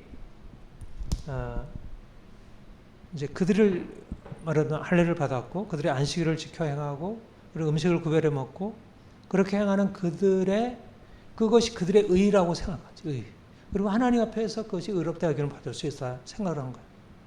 근데 이제 사도 바울이 그 율법의 행위로, 너희가 생각하는 그 율법의 행위로 의롭다함을 받지 못한다. 왜 그랬을까요? 왜 안식일이나 음식이나 그들의 받은 할례가 그들을 이방인과 구별해주는 그들의 언약 백성의 표지가 그들을 하나님이 그들을 인정해 주시고, 그들을 받아주시고, 그들을 기뻐하시고, 그들을 다른 사람들과 달리 취급해 주시는 그런 기능을 하지 못했을까?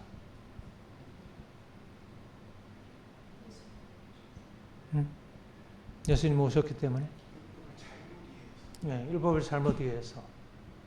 문제는 뭐냐면 율법의 행위는 이 상태에 있는 거야. 이 상태. 혼과 육의 상태에 있는 거야. 맞으면 내가 율법의 행위를 해요. 안식일도 지키고 음식도 구별해 먹어요. 내가 할례를 받았어요. 그러면 내가 그것을 가지고 있으면, 내가 그런 것만 가지고 있으면 이방인들은 다 주 아래 있고 정주 아래 있고 한데, 그 율법의 행위를 갖는 즉시 그 율법의 행위를 할 때마다 나의 죄의 세력이, 나를 묶고 있는 저주의 세력이 떨쳐나가서 하나님이 나를 보시고, 야, 너는 거룩한 백성이구나, 내가 너를 기뻐하노라, 이렇게 돼야 되는데, 그 율법의 행위들이 그들을 결코 바꿀 수 없다는 거예요. 그들의 율법의 행위들이 아까 얘기한 대로 탐내지 말라는 말씀을 제가 들었는데, 율법을 지켜 행하는 그 행위도 내가 바꿀 수 없는데, 더군다나 그러니까 탐내지 말라라고 하는 그 계명을 지키는 것도 안 되고, 그것을 안 돼요. 유대인들이고 이방인들이고는 상관이 없어. 탐내지 말라는 계명을 알고 있는 유대인들이나 탐내지 말라는 계명을 갖고 있지 않는 이방인들이나 탐내고 그래서 죄에 빠져서 하나님의 심판을 받는 데서 차이가 없어. 그런데 그거 싫으면 안 되니까 그냥 내버려 두고, 뭐 어쩌겠어, 우리는 뭐 그냥 너무 지나치기만 안 하면 되지, 이렇게 생각하고 하는데, 그들은 이제 안식일은 철저히 지킬 수 있잖아요. 안식일에 뭐 일 안 하고, 그다음에 음식 구별해서 먹고, 아주 뭐 코셔라 그러나, 뭐 그런 음식도 먹고. 그러면 그들이 이방인들과 다르게 보이잖아요. 그러나 문제는 이걸 해결하지 못한다는 거예요. 이거. 죄가 왕노릇하고 지배하고 있고, 그로 말미암아 저주가 왕노릇하는 것을 바꾸지 못하는 거예요. 그러면 이방인과 달라진 게 뭐 있어요? 달라진 게 하등이 없는 거예요. 이렇게 결정적인 것은 뭐냐면, 율법의 행위에 의지해서 자기를 바꾸려고 하는 사람들이 뭘 잘못 생각하냐면, 그들이 자신이 행하고 있는 율법의 행위가 어떤 것인지를 깨닫지 못한다. 율법의 행위가 가지고 있는 의미를 깨닫지 못하고 있다. 그들은 자신이 가지고 있는 이 영적인 저주 아래에 놓여있는 영적인 상태를 결코 바꿀 수 없는 하나의 육체에 불과하다는 것을 깨닫지 못한다. 한번 다음 페이지 3쪽에 사도 바울이 빌립보서 3장 에서 율법의 행위에 대해서 이렇게 얘기를 하죠. 3장 3절부터 보면요, 하나님께서 하나님의 성령으로 봉사하며 그리스도 예수로 자랑하고 육체를 신뢰하는 우리가 그 할례파라. 육체를 신뢰하지 않는 우리가 할례파라. 나도 육체를 신뢰할 만하며 다른 이가 육체를 신뢰할 것이 있는 줄로 생각하면 나는 더욱 그러하다. 그러면서 그가 육체에 대한 신뢰를 뭐라고 했냐면, 8일 만에 할례를 받고 이스라엘 족속 베냐민 지파 히브리인 중 히브리인, 율법으로는 바리새인이고 열심으로는 교회를 바꿔오고 율법에 이르는 흠이 없는 자로다. 이게 뭐예요? 육체를 신뢰한 거예요. 육체라는 거예요. 그가 행한 행위들이 영적인 게 아니고, 그게 하나님께 도달하는 게 아니고, 말하자면 그 행위들이 이 인간이 가지고 있는 죄의 상태에서 뚫고 올라가서 하늘에 하나님께 닿을 수 있는 이게 아니라는 거예요. 율법의 행위가 육체라는 거예요. 육체를 신뢰하고 육체에 속한 것이라는 거예요. 결코 그게 이방인들이 가지고 있는 육체나 유대인들이 가지고 있는 육체가 다름이 없다는 거예요. 다 육체라는 거예요. 그거는 하나님께로부터 와서 그들이 가지고 있는 결정적인 죄라는 문제, 저주라는 문제를 그들을 바꿀 수 없다는 거예요. 그 썩어질 피조물에 속한 것이고 잠시 있다 사라져버리는, 마치 부와 권력과 명예와 세상의 모든 것들이 하나님 앞에서 아무런 자랑이 될 수 없듯이, 그들이 행하고 있는 모든 율법의 행위들이, 그가 할례를 받은 것, 그가 수많은 율법의 의로운 행위들이 아무런 힘이 없다는 것. 이게 바로 이제 하나님이 사도 바울에게 열어주신 인간에 관한 통찰이죠. 그러니까 하나님이 사도 바울에게 열어주신 중요한 통찰이 뭐냐면, 인간이 죄로 인해서 저주 아래 있다는 사실과 그 저주를 해결할 수 있는 어떠한 율법의 행위도 없다는 거예요. 율법의 행위로서는, 육체에 속한 율법의 행위로서는 이 죄의 권세라는 이 강한 권세를 파할 수 있는 힘이 전혀 되지 못한다.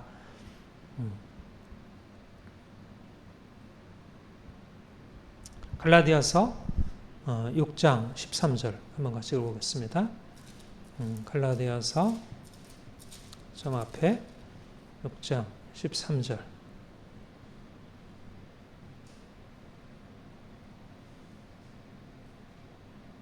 한번 같이 읽까요? 시작.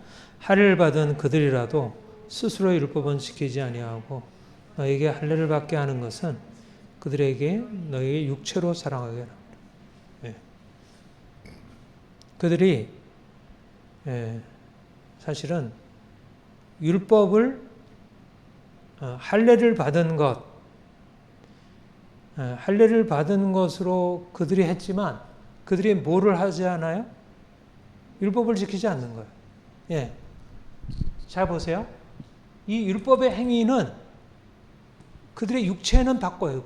육체로서 드러나게 뭔가를 하고 안 하고는 바꾸지만 그러나 실제적으로 그들이 하나님의 명하신 율법을 지켜 행함으로 하나님을 기쁘시게 하는 일이 아니라 그들의 마음을 바꾼 게 아니라 그들의 심령 안에서 하나님이 기뻐하신 일로 나간 게 아니라 그러니까 그게 그들의 인생을 바꿀 수 있겠어요? 전혀 바꾸지 못하는 거죠. 여전히 그들이 주 아래 있고 저주 아래 있는 것입니다. 그러니까 유대주의자들이 가지고 있는 착각은 자신들의 행하는 율법의 행위가 무슨 의미인지를 깨닫지 못하고 있는 것입니다. 그러니까 중요한 게 뭐죠? 인간이 가지고 있는 지금 인간의 근원적인 문제가 이 죄와 저주라는 죄와 사망이라는 전 인간 위에 지금 드리워져 있어요. 근데 이거를 뚫고 이 왕노릇을 뚫고 이제 여기서 벗어나서 자유케 되는 이제 이게 자유케 되어야 돼. 그러니까 이거는 그냥 우리가 당하고 있는 어떤 상태가 아니라 어떤 우리를 지금 장악하고 있는 어떤 세력이에요. 세력. 강한 권세고 세력. 죄의 세력, 저주의 세력이에요. 그래서 이 세력에서 벗어나는 것은 내가 아무리 애쓰고 힘써도 거기서 벗어날 수 있는 게 아니라. 그러니까 근본적으로 율법의 행위를 의지하는 사람들이 가지고 있는 착각이 자신이 피조물로서 무엇인가를 씨름하고 있다는 것. 근본적으로 자신의 삶을 바꿀 수 없는 것을 가지고 자신이 자랑하고 있다는 것입니다. 우리 갈라디아서 3장 10절 좀 밑으로 내려와서 갈라디아서 3장 갈라디아 3장 10절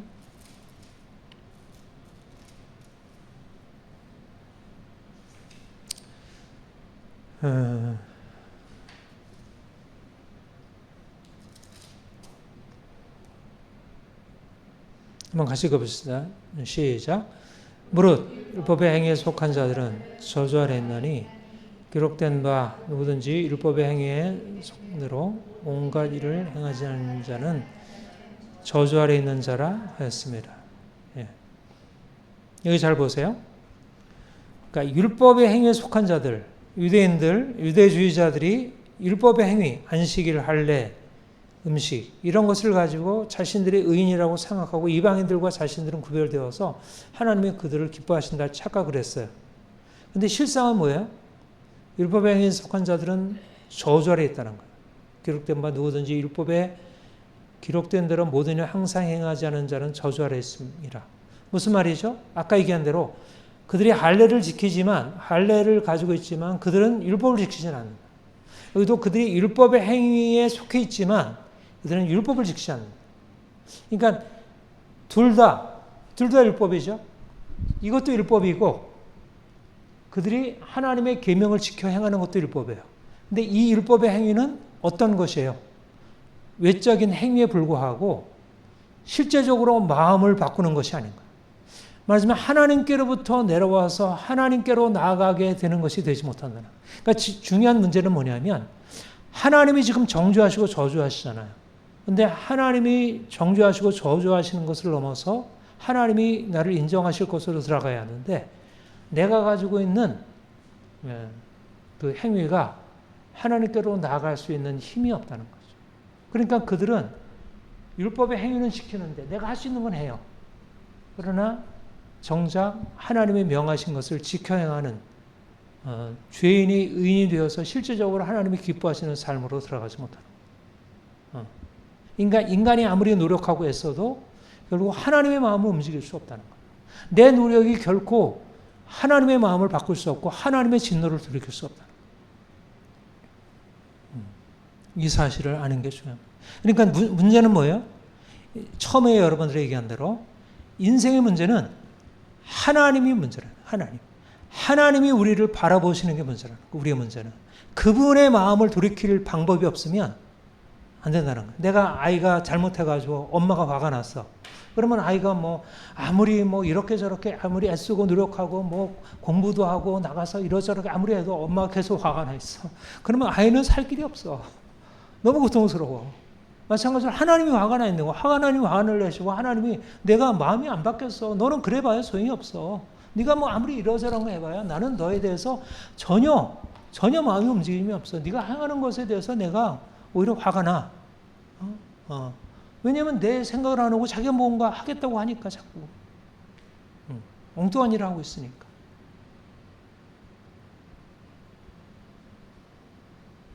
그래서 그거를 이제 유대인들이 겉으로는 유대인으로서 율법의 행위를 가지고 있지만 실제적으로는 그들의 마음은 하나님께 멀어 있는 거예요. 이것이 근본적으로 유대인들이 가지고 있는 결정적인 문제라고 것입니다. 그래서 이제 율법의 행위에 대해서 그 정도까지 얘기를 했습니다. 율법의 행위에 대한 이해가 됐죠? 율법의 행위가 왜 문제 해결책이 되지 못한다고요? 하나님이 심판하시고 하나님이 저주하시고 하나님이 정죄하시는데 하나님의 정죄를 돌이킬 생각을 하지 않고 내가 가지고 있는 행위를 가지고 육체 행위로서 씨름하는 것은 전혀 효력이 없다. 근데 유대인들이 그걸 착각하고 있다. 그러니까 근본적으로 자신들은 지금 하나님의 정죄 아래 있다는 사실을 깨닫지 못하고 여전히 자신들이 행하는 것이 마치 하나님께로 무언가 될 것처럼 착각하고 있다는 거죠. 율법의 행위로는 의롭다함을 받을 육체가 없다. 그래서 이제 구원은 행위에서 난 것이 아니고 하나님께로부터 위로부터 주어집니다. 무슨 말이냐면 행위에서 났다는 얘기는 나로부터 사람들로부터 비롯되었다는 것이고 구원은 내가 아니라 사람이 아니라 하나님께로부터 주어집니다. 이게 결정적으로. 그러니까 말하자면 이 인간을 장악하고 있는 죄와 죽음의 권세를 깨뜨리실 분은 위로부터 직접적으로 하나님이 심판하시는 그분이 우리에게 내려와서 이 심판을 걷어들이고 이 사망의 권세를 깨뜨리고 그 대신 새로운 길을, 구원의 길을 열어놓으시는 것입니다. 은혜가 인간에게 유일한 해결책이다. 우리가 아까 외웠던 말씀 한번 같이 외울까요? 에베소서 2장 8절 9절 시작. 너희는 그 은혜에 의하여 믿음으로 말미암아 구원을 받았으니 이것은 너에게서 난 것이 아니요 하나님의 선물이라. 행위에서 난 것이 아니니 이는 누구든지 자랑하지 못하게 하랍니다. 행위에서 난 것이 아니니 행위는 육체예요, 육체. 나로부터 인간이 무엇인가 하나님의 진노를 돌이킬 수 있다는 모든 종교, 모든 철학, 모든 도덕, 모든 세상의 행위들은 다 행위, 인간의 이성과 이것이 인간의 삶의 해결책이라 생각을 해요. 근데 그것은 인간을 들이고 있는 저주, 하나님의 진노를 해결할 것이 되지 못한다는 것입니다. 너희는 그 은혜에 의하여 믿음으로 말미암아 하나님이 예수 그리스도 안에서 십자가로 우리에게 베푸신 그 은혜가 우리의 삶에 미쳐서 우리의 저주를 그가 담당하시고 우리가 지난 강의에서 했듯이 그의 죽음이 우리의 죽음을 대신 담당한 거예요. 죽음을 해결할 수 있는 것은 죽음밖에 없는 거예요. 정죄를 해결할 수 있는 것은 정죄밖에 없는 거예요. 저주를 해결할 수 있는 것은 저주밖에 없는 거예요. 인간의 행위가 아니라 저주와 죽음과 심판이 정죄와 죽음을 해결한다. 그러니까 그리스도의 십자가만이 유일한 해결책이라는 것은 인간은 이미 정죄를 당하고 있고 저주를 당하고 있는데 정죄와 심판을 누군가 대신 담당해서 짊어지지 않으면 그리로 이쪽으로 옮겨줄 수 없다는 거예요. 그러니까 이거는 내가 이미 정죄를 당해서 죽은 사람이 내가 스스로 나를 대신할 수는 없잖아요. 그냥 죽음으로 끝나는 거죠. 그러니까 구원은 없는 거예요. 율법 아래 있는 인간에게는 구원이 없어요. 행위로는 인간의 상태를 바꿀 수가 없어요. 이성으로도 바꿀 수가 없어요. 우리가 공부를 해가지고 전문가가 되어서 정치도 할 수 있고 경제도 할 수 있지만 그러나 인간이 가지고 있는 이 근본적인 영적인 실상, 우리의 삶의 근원적인 이 공경은 바꿀 수 없다. 그러니까 사실 요 세 가지, 죄와 저주, 그리고 율법의 행위, 이게 사람들이 가지고 있는 사람들의 경험이에요. 사람들은 이 이상을 알지 못해요. 사람들이 씨름하는 것은 죄와 저주라는 이 근본 문제를 율법의 행위를 가지고 씨름하는 거예요. 그래서 나름대로 이렇게 해서 만들어진 것이 문명이고 철학이고 과학이고 기술이고 세상을 부분적으로 하긴 하지만 근본적으로 죄와 저주의 근본 실체를 다루지 못하는 것입니다. 그래서 하나님이 위로부터 하나님이 주체로서, 그러니까 인간이 주체로서 행하느냐, 이게 행위. 인간이 주체냐, 하나님이 주체냐, 주체가 바뀌는 거예요. 그러니까 말하자면 율법의 행위가 아니라 하나님의 은혜라고 하는 것은 다른 주체를 생각하는 거죠. 여러분 생각해 보세요. 정죄하고 저주하는 게 누가 하는 일이라고요? 사단이 하는 일이 아닙니다. 정죄하고 저주하는 것은 하나님이 하시는 일입니다. 하나님이 주체인 거예요. 우리를 죽이시는 것은 하나님이 하셔요. 그러니까 하나님이 죽이시는데 누가 바꿀 수 있겠어요? 누가 그 죽음에서 우리를 건질 수 있겠어요? 그분이 우리를 살리셔야지. 그래서 그분이 우리를 살리시려고 예수 그리스도를 보내신 거예요. 그리스도가 우리를 위해서 죽으시고 그의 죽으심으로 말미암아 우리의 죽음이 거기서 다뤄진 것입니다. 이것이 은혜라는 새로운 길이죠. 그러니까 그리스도께서 우리를 위하여 죽으셨다는 이 놀라운 소식이 이제는 우리가 죽은 자가 아니라 우리가 산 자가 될 수 있다는 새로운 희망으로 우리에게 주시는 거예요. 여러분 이런 소식이 세상에 있나요? 어떤 종교에 있나요? 어떤 철학에 있나요? 어디에도 이런 것은 없어요. 그러니까 세상은 인간이 죄와 저주 아래 있다는 사실을 알지 못하고 그래서 인간의 행위가 무엇인가, 인간의 이성으로 무엇인가를 바꿀 수 있다고 생각하지만 성경은 인간은 하나님의 저주 아래 있고 그 저주를 해결할 수 있는 유일한 길은 예수 그리스도께서 우리를 위하여 오셨다는 거기에 있다는 것입니다. 로마서 3장 20절 22절 너무나 중요한 복음 7절, 아주 복음의 핵심이에요. 20장 22절 우리가 그 앞에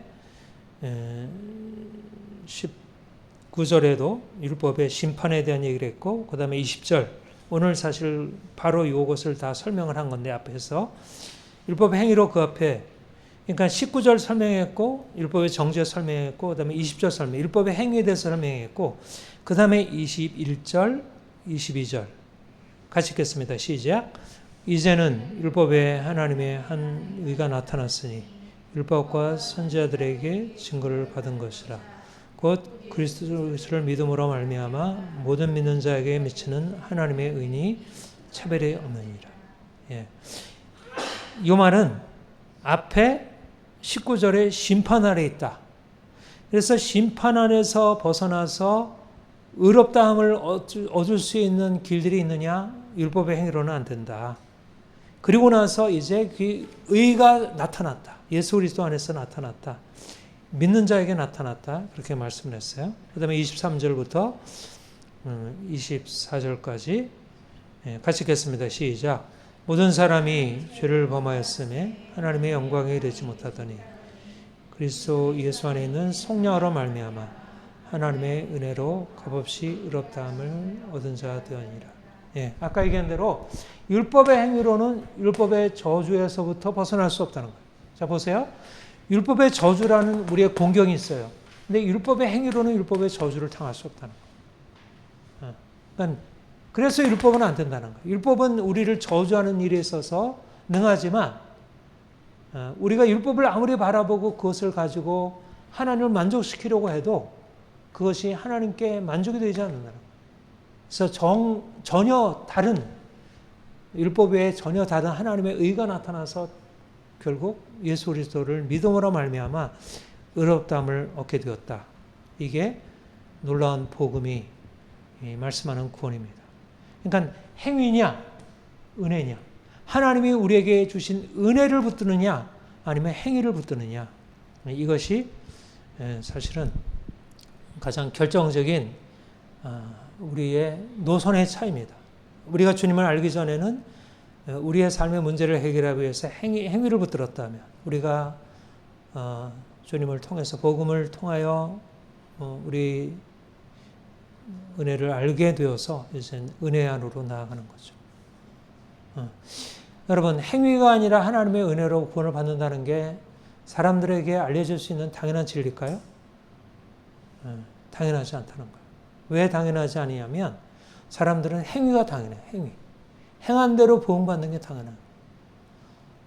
일하는 자가 자기가 일한 만큼 보수를 받는 것은 너무나 당연한 합리성이잖아요. 그렇죠? 세상적으로는 볼 때는 행위가 인생에게 삶을 의미를 준다 생각을 해요.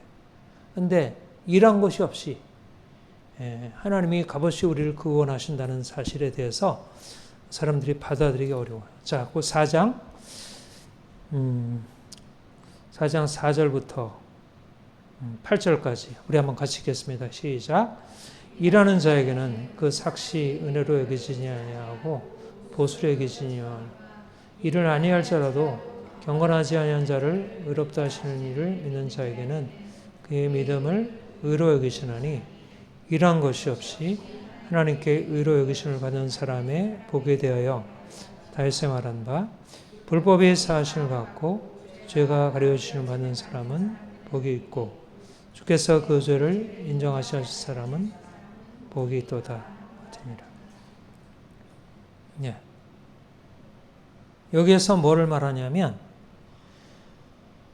정죄 아래 있던 사람, 경건하지 아니함으로 정죄 아래 있던 사람이 정죄에서 벗어나서 사함을 받고 복을 받게 되는데, 근데 그게 어떻게 되어지냐 하면 일한 것이 없이, 행위가 없이 되어져요. 행위가. 여러분, 이게 놀라운, 말하자면 세상에서의 원리는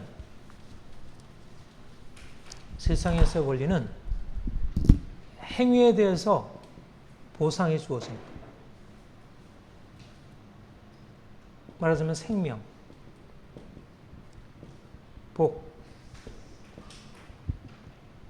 어려서부터 사람들이 배우는 거예요. 일한 대로 그 합당한 보상을 받는 거예요. 그러니까 내가 일을 하지 않아가지고 내가 다 가난하게 살았다가 열심히 해야지.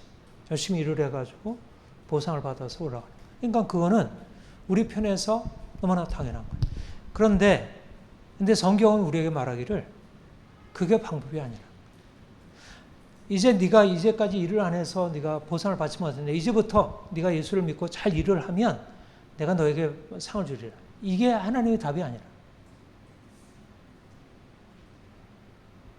내가 예수를 믿기 전에는 일을 안 하다가 이제 예수 믿고 나서 열심히 일을 해가지고 내 보상받는 사람이 돼요. 이게 답이 아니라는 거예요. 성경의 답은 뭐냐면, 내가 일을 안 해가지고 내가 지금 다 가난하게 다 빼앗겨서 그냥 다 털터리로 살고 있어. 근데 일한 것은 하나도 없는데 하나님이 갑자기 오셔가지고 우리에게 그냥 나눠주면서 이제 나를 그냥 믿기만 해. 그러면 내가 너한테 줄게. 일을 해가지고 하나님이 나를 보상해 주는 게 아니라, 일한 것이 없이 그냥 네가 나를 믿기만 하면 나는 너에게 다 줄 거야. 이렇게 말씀하는 거예요. 그러니까 사람들이 생각할 때 이게 합리성이거든요. 그러니까 합리적인 사람은 내가 열심히 일을 해가지고 보상받는 게 너무나, 일을 안 하는 사람들이 내가 거기에 대해서 내가 인생을 힘들게 살아가는 것은 너무나 당연한 논리예요. 이게 합리성이에요. 이게 세상의 합리예요. 이게 이성이에요. 그런데 새로운 합리성이 주어졌다. 하나님이 우리에게 와서 아무것도 일한 것이 없이, 내가 하나님께 특별히 무엇을 행해서 들은 것이 아니라 하나님이 나를 위해서 값없이 행해 주신 그 놀라운 은혜를 받아들임으로 인생이 근본적으로 달라지게 되었다. 중요한 것은, 그러니까 하나님께 나아가는 데 있어서 하나님이 우리를 위해서 그리스도 안에서 십자가로 나에게 놀라운 일을 행하셨다는 사실을 내가 믿으면 된다.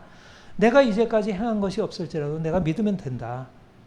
그러면 이제 그것을 받아들이고 나아가게 될 때 그게 어렵다는 거예요. 그러니까 왜 우리가 믿음 안에서 누리는 게 어렵냐면 오랫동안 이 합리성이 이성적인 우리의 합리성이 하나님이 우리에게 값없이 주는 은혜 선물을 향해서 우리가 나가. 그러니까 이제 차이가 뭐예요? 믿음은 뭐를 바라봐요? 하나님을 바라보는 거예요. 하나님이 나를 위해서 행하신 것에 그가 행위에서 난 것이 아니니 이는 누구든지 자랑하지 못하네. 행위에서 난 거면 내가 행한 거잖아요. 그러니까 내가 열심히 해야겠다고 생각하고 나가는데 내가 믿으면 하나님이 나를 위해서 나에게 주시고 나는 그 선물을 받아들이는 쪽에. 그러니까 포커스는 어디냐면 내가 행하는 쪽에서 이제 하나님이 나를 위해서 행하신 것으로 나는 가난하고 병들고 나는 형편없는데 이 가난하고 병든 나의 상태를 고칠 수 있는 것은 하나님뿐이야. 내가 하나님께 나가서 기도하겠어. 하나님이 나에게 행하신 것에 내가 믿음으로 반응하겠어. 그러니까 하나님이 내 인생의 중심이 되어서 하나님이 행하신 것에 마음을 두게 될 때 하나님이 내 인생에 들어와서 그분이 직접 내 인생을 바꿔주시는 거예요. 이게 은혜예요. 이게 패러다임의 전환. 이제까지 우리가 행한 것에 의해서 내가 보상을 받고 잘해가지고 칭찬받기도 하고 잘못해서 내가 야단맞기도 했는데 이제 그것과 상관없이 내가 이제까지 칭찬받고 살았던 야단맞고 살았던 그것과 상관없이 이제 내가 행한 것은 중요하지 않아. 그래서 이제 하나님께 나아가서 하나님이 나에게 행하신 것을 받아들이고 사는 것. 이게 달라진 것입니다. 여기에 결정적인 유대인들의 거리낌이 작용. 유대인들은 이미 이걸 가지고 자기들이 이미 받아 누리고 있다고 생각을 하고 있었어요. 하나님이 자신들을 우리가 하나님의 법칙에 따라 행함으로 순종함으로 우리가 복을 누리고 있다. 이렇게 생각했어요. 신명기의 복이 자기들에게 주어져 있다고 생각하는 거예요. 근데 자신들이 신명기의 복이 주어져 있는 게 아니라 신명기의 저주가 주어져 있어가지고 그들도 이방인들과 동일하게 그들이 절망 가운데 있다는 사실을 깨닫지 못하고 그들의 행위가 무엇인가를 가져왔다고 착각하고 있었던 거예요. 그런데 하나님께서 이방인들에게 행함이 없는 이방인들에게 또 동일하게 오셔서 그들과 동일하게 아니 오히려 그들은 하나님이 주신 은혜를 받지 못했는데 오히려 이방인들은 은혜 안으로 들어간 놀랍게 이게 완전히 유대인들이 생각할 때 그냥 머리가 도는 일이지. 어떻게 이런 일이 있을 수 있나. 자기들이 열심히 행했는데 하나님은 아무것도 안 주신다고 하고 너희는 여기 자격이 없어 말씀하시고 저들은 아무것도 행한 것이 없는데 저들은 하나님의 은총원에 들어가서 축복을 누린다는 것이 도무지 너무 좀 모순된 여러 것을 여기신 거죠. 자, 그거 한번 봅시다. 로마서 9장 30절.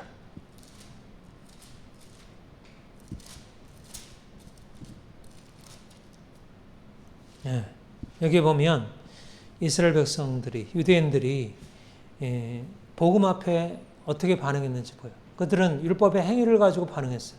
근데 은혜로 하나님께서 다가오셔서 행하셨다는 사실을 그들이 받아들일 수 없었던 거죠. 같이 읽겠습니다. 시작. 그런즉 우리가 무슨 말 하리요? 의를 따르지 아니한 이방인들이 의를 얻었으니 곧 믿음에서 난 의요.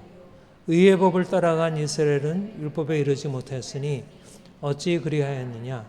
이는 그들이 믿음을 의지하지 않고 행위를 의지하십니다. 부딪힐 돌에 부딪혔느니라. 기록된 바 보라 내가 걸림돌과 거치는 바위를 시온에 두노니 그를 믿는 자는 부끄러움을 당하지 아니라라고 하더니라. 이방인들은 일한 것이 있어요 없어요? 일한 것이 없는 것입니다. 그들은 행위가 없는 거, 율법의 행위가 없어요. 할례도 받지 않았고 안식일도 안 지키고 음식도 구별하지 먹지 않고 그들은 율법에 대하여 온전하지 못했어요. 그런데 오히려 그들은 의에 이르렀어요. 어떻게? 믿음에 의지함으로. 그런데 행위를 자랑하는 유대인들은 오히려 하나님이 주시는 구원, 의에 이르지 못한 것입니다. 왜? 행위를 의지했기 때문에. 말하자면 하나님께로부터 오는 구원을 받아들여야 되는데 하나님이 주시는 구원의 선물을 받아들여야 하는데 그들이 이제까지 이뤄놓은 걸 가지고 하나님 이것 가지고 좀 주세요. 하나님이 그냥 주겠다고 하는데 하나님 그거 말고요. 나는 공짜 싫어요. 나는 하나님 내가 행한 것에 대해서 보상을 받고 싶어요. 그래서 가서 자기가 행한 것 가지고 그거 갚아달라고 하는 거예요. 그거 필요 없어. 그거 아무런 소용이 없어. 이제는 그건 다른 데 가서 하고 나한테는 그냥 빈손 들고 와. 내가 너한테 주는 것만 그냥 감사함으로 받으면 돼. 근데 이미 너무 많이 거기에 꽂혀 있는 거예요. 그게 꽂혀 있어가지고 자기 행한 것에 대해서 인정하지 않아주는데 그게 너무 화가 나. 그러니까 하나님이 은혜로 주신다는 사실, 어린아이 같이 그냥 어린아이 같이 그렇게 받아들이는 것보다 자신들이 가지고 있는 걸 가지고 하나님 앞에 얻어내려고 하는 그들의 생각, 그들의 교만이, 그들의 자기가 의롭다고 생각하고 이방인들과 구별해서 자기들 특별 대접해 주기를 원하는 그들의 교만이 하나님의 은혜를 거절하게 한 거죠. 그러니까 여러분, 은혜로 구원을 받은 것과 행위로 보상을 받는 그 두 가지 길 중에 은혜로 구원을 받는 이 놀라운 길이 열려졌다는 것은 개신교의 핵심 중에 핵심이에요. 이게 루터의 종교개혁 이후에 일려진 새로운 복음의 회복이고, 지금도 마찬가지입니다. 하나님이 우리에게 은혜로 다가오셔서 빈손 들고 다가오면 하나님이 그냥 부유하게 넘어주셔요. 지극히 풍성한 은혜의 지극히 풍성함을 따라 하나님이 우리에게 넘치게 채우셔요. 그런데 자신의 행위를 가지고 하나님 앞에 뭔가를 거래하려고 하면 하나님, 나는 너 그거 필요 없어 말씀하시죠. 그러니까 이방인이나 유대인이나 상관없이 다 믿음으로 의롭다함 받고, 또 고린도전서 1장 26절 이하에 보면 육체를 따라 능한 자가 많지 아니하고 지한 자가 많지 아니하고 문벌 좋은 자가 많지 아니하도다.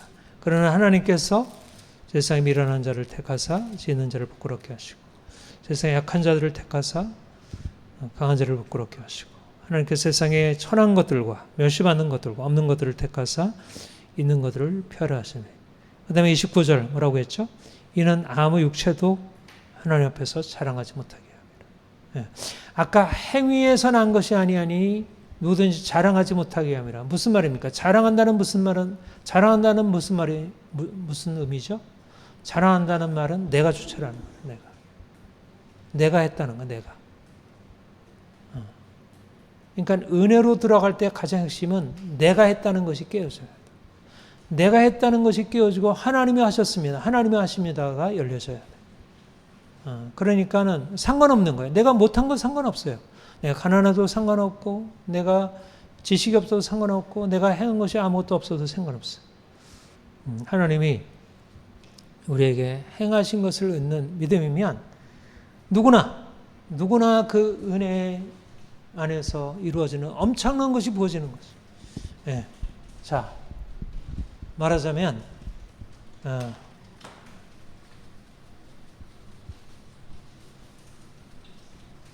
이 두 가지 길, 율법의 행위로 말미암아 결과는 뭐예요? 저주예요. 저주를 피할 길이 없어. 근데 믿음으로, 은혜에 대한 믿음으로 생명과 복인 것입니다. 그리고 실질적으로 그래요. 그러니까 하나님이 율법을 통해서 저주하신 이후에 율법으로 사람들을 저주하시고 그걸 깨달았어. 아, 맞아. 죄를 지으면 안 되는구나. 근데 죄를 지으면 안 되는 걸 가지고 깨닫고 나서 이제부터 죄를 짓지 말자가 아니라는 거예요. 그를 깨닫는 것과 함께 우리에게 열려져야 할 게 뭐냐면, 내가 죄를 지으면 안 되는 것을 내가 알지만 거기서 벗어날 힘은 내게 없다. 이미 내가 지은 죄에 대해서 내게 주어져 있는 이 형벌과 저주는 내가 벗어날 길이 없다. 그런데 내가 저주에서 생명으로 이미 옮겨지는 길이 이미 열렸다. 예수 그리스도 안에. 그래서 내가 그를 붙들면 믿음으로 말미암아 전혀 새로운 삶을 살 수 있다. 이게 율법의 정죄와 저주를 넘어서는 복음의 칭의, 은혜로 말미암아 주어지는 복음의 칭의, 복음 안에서 주어지는 생명의 축복.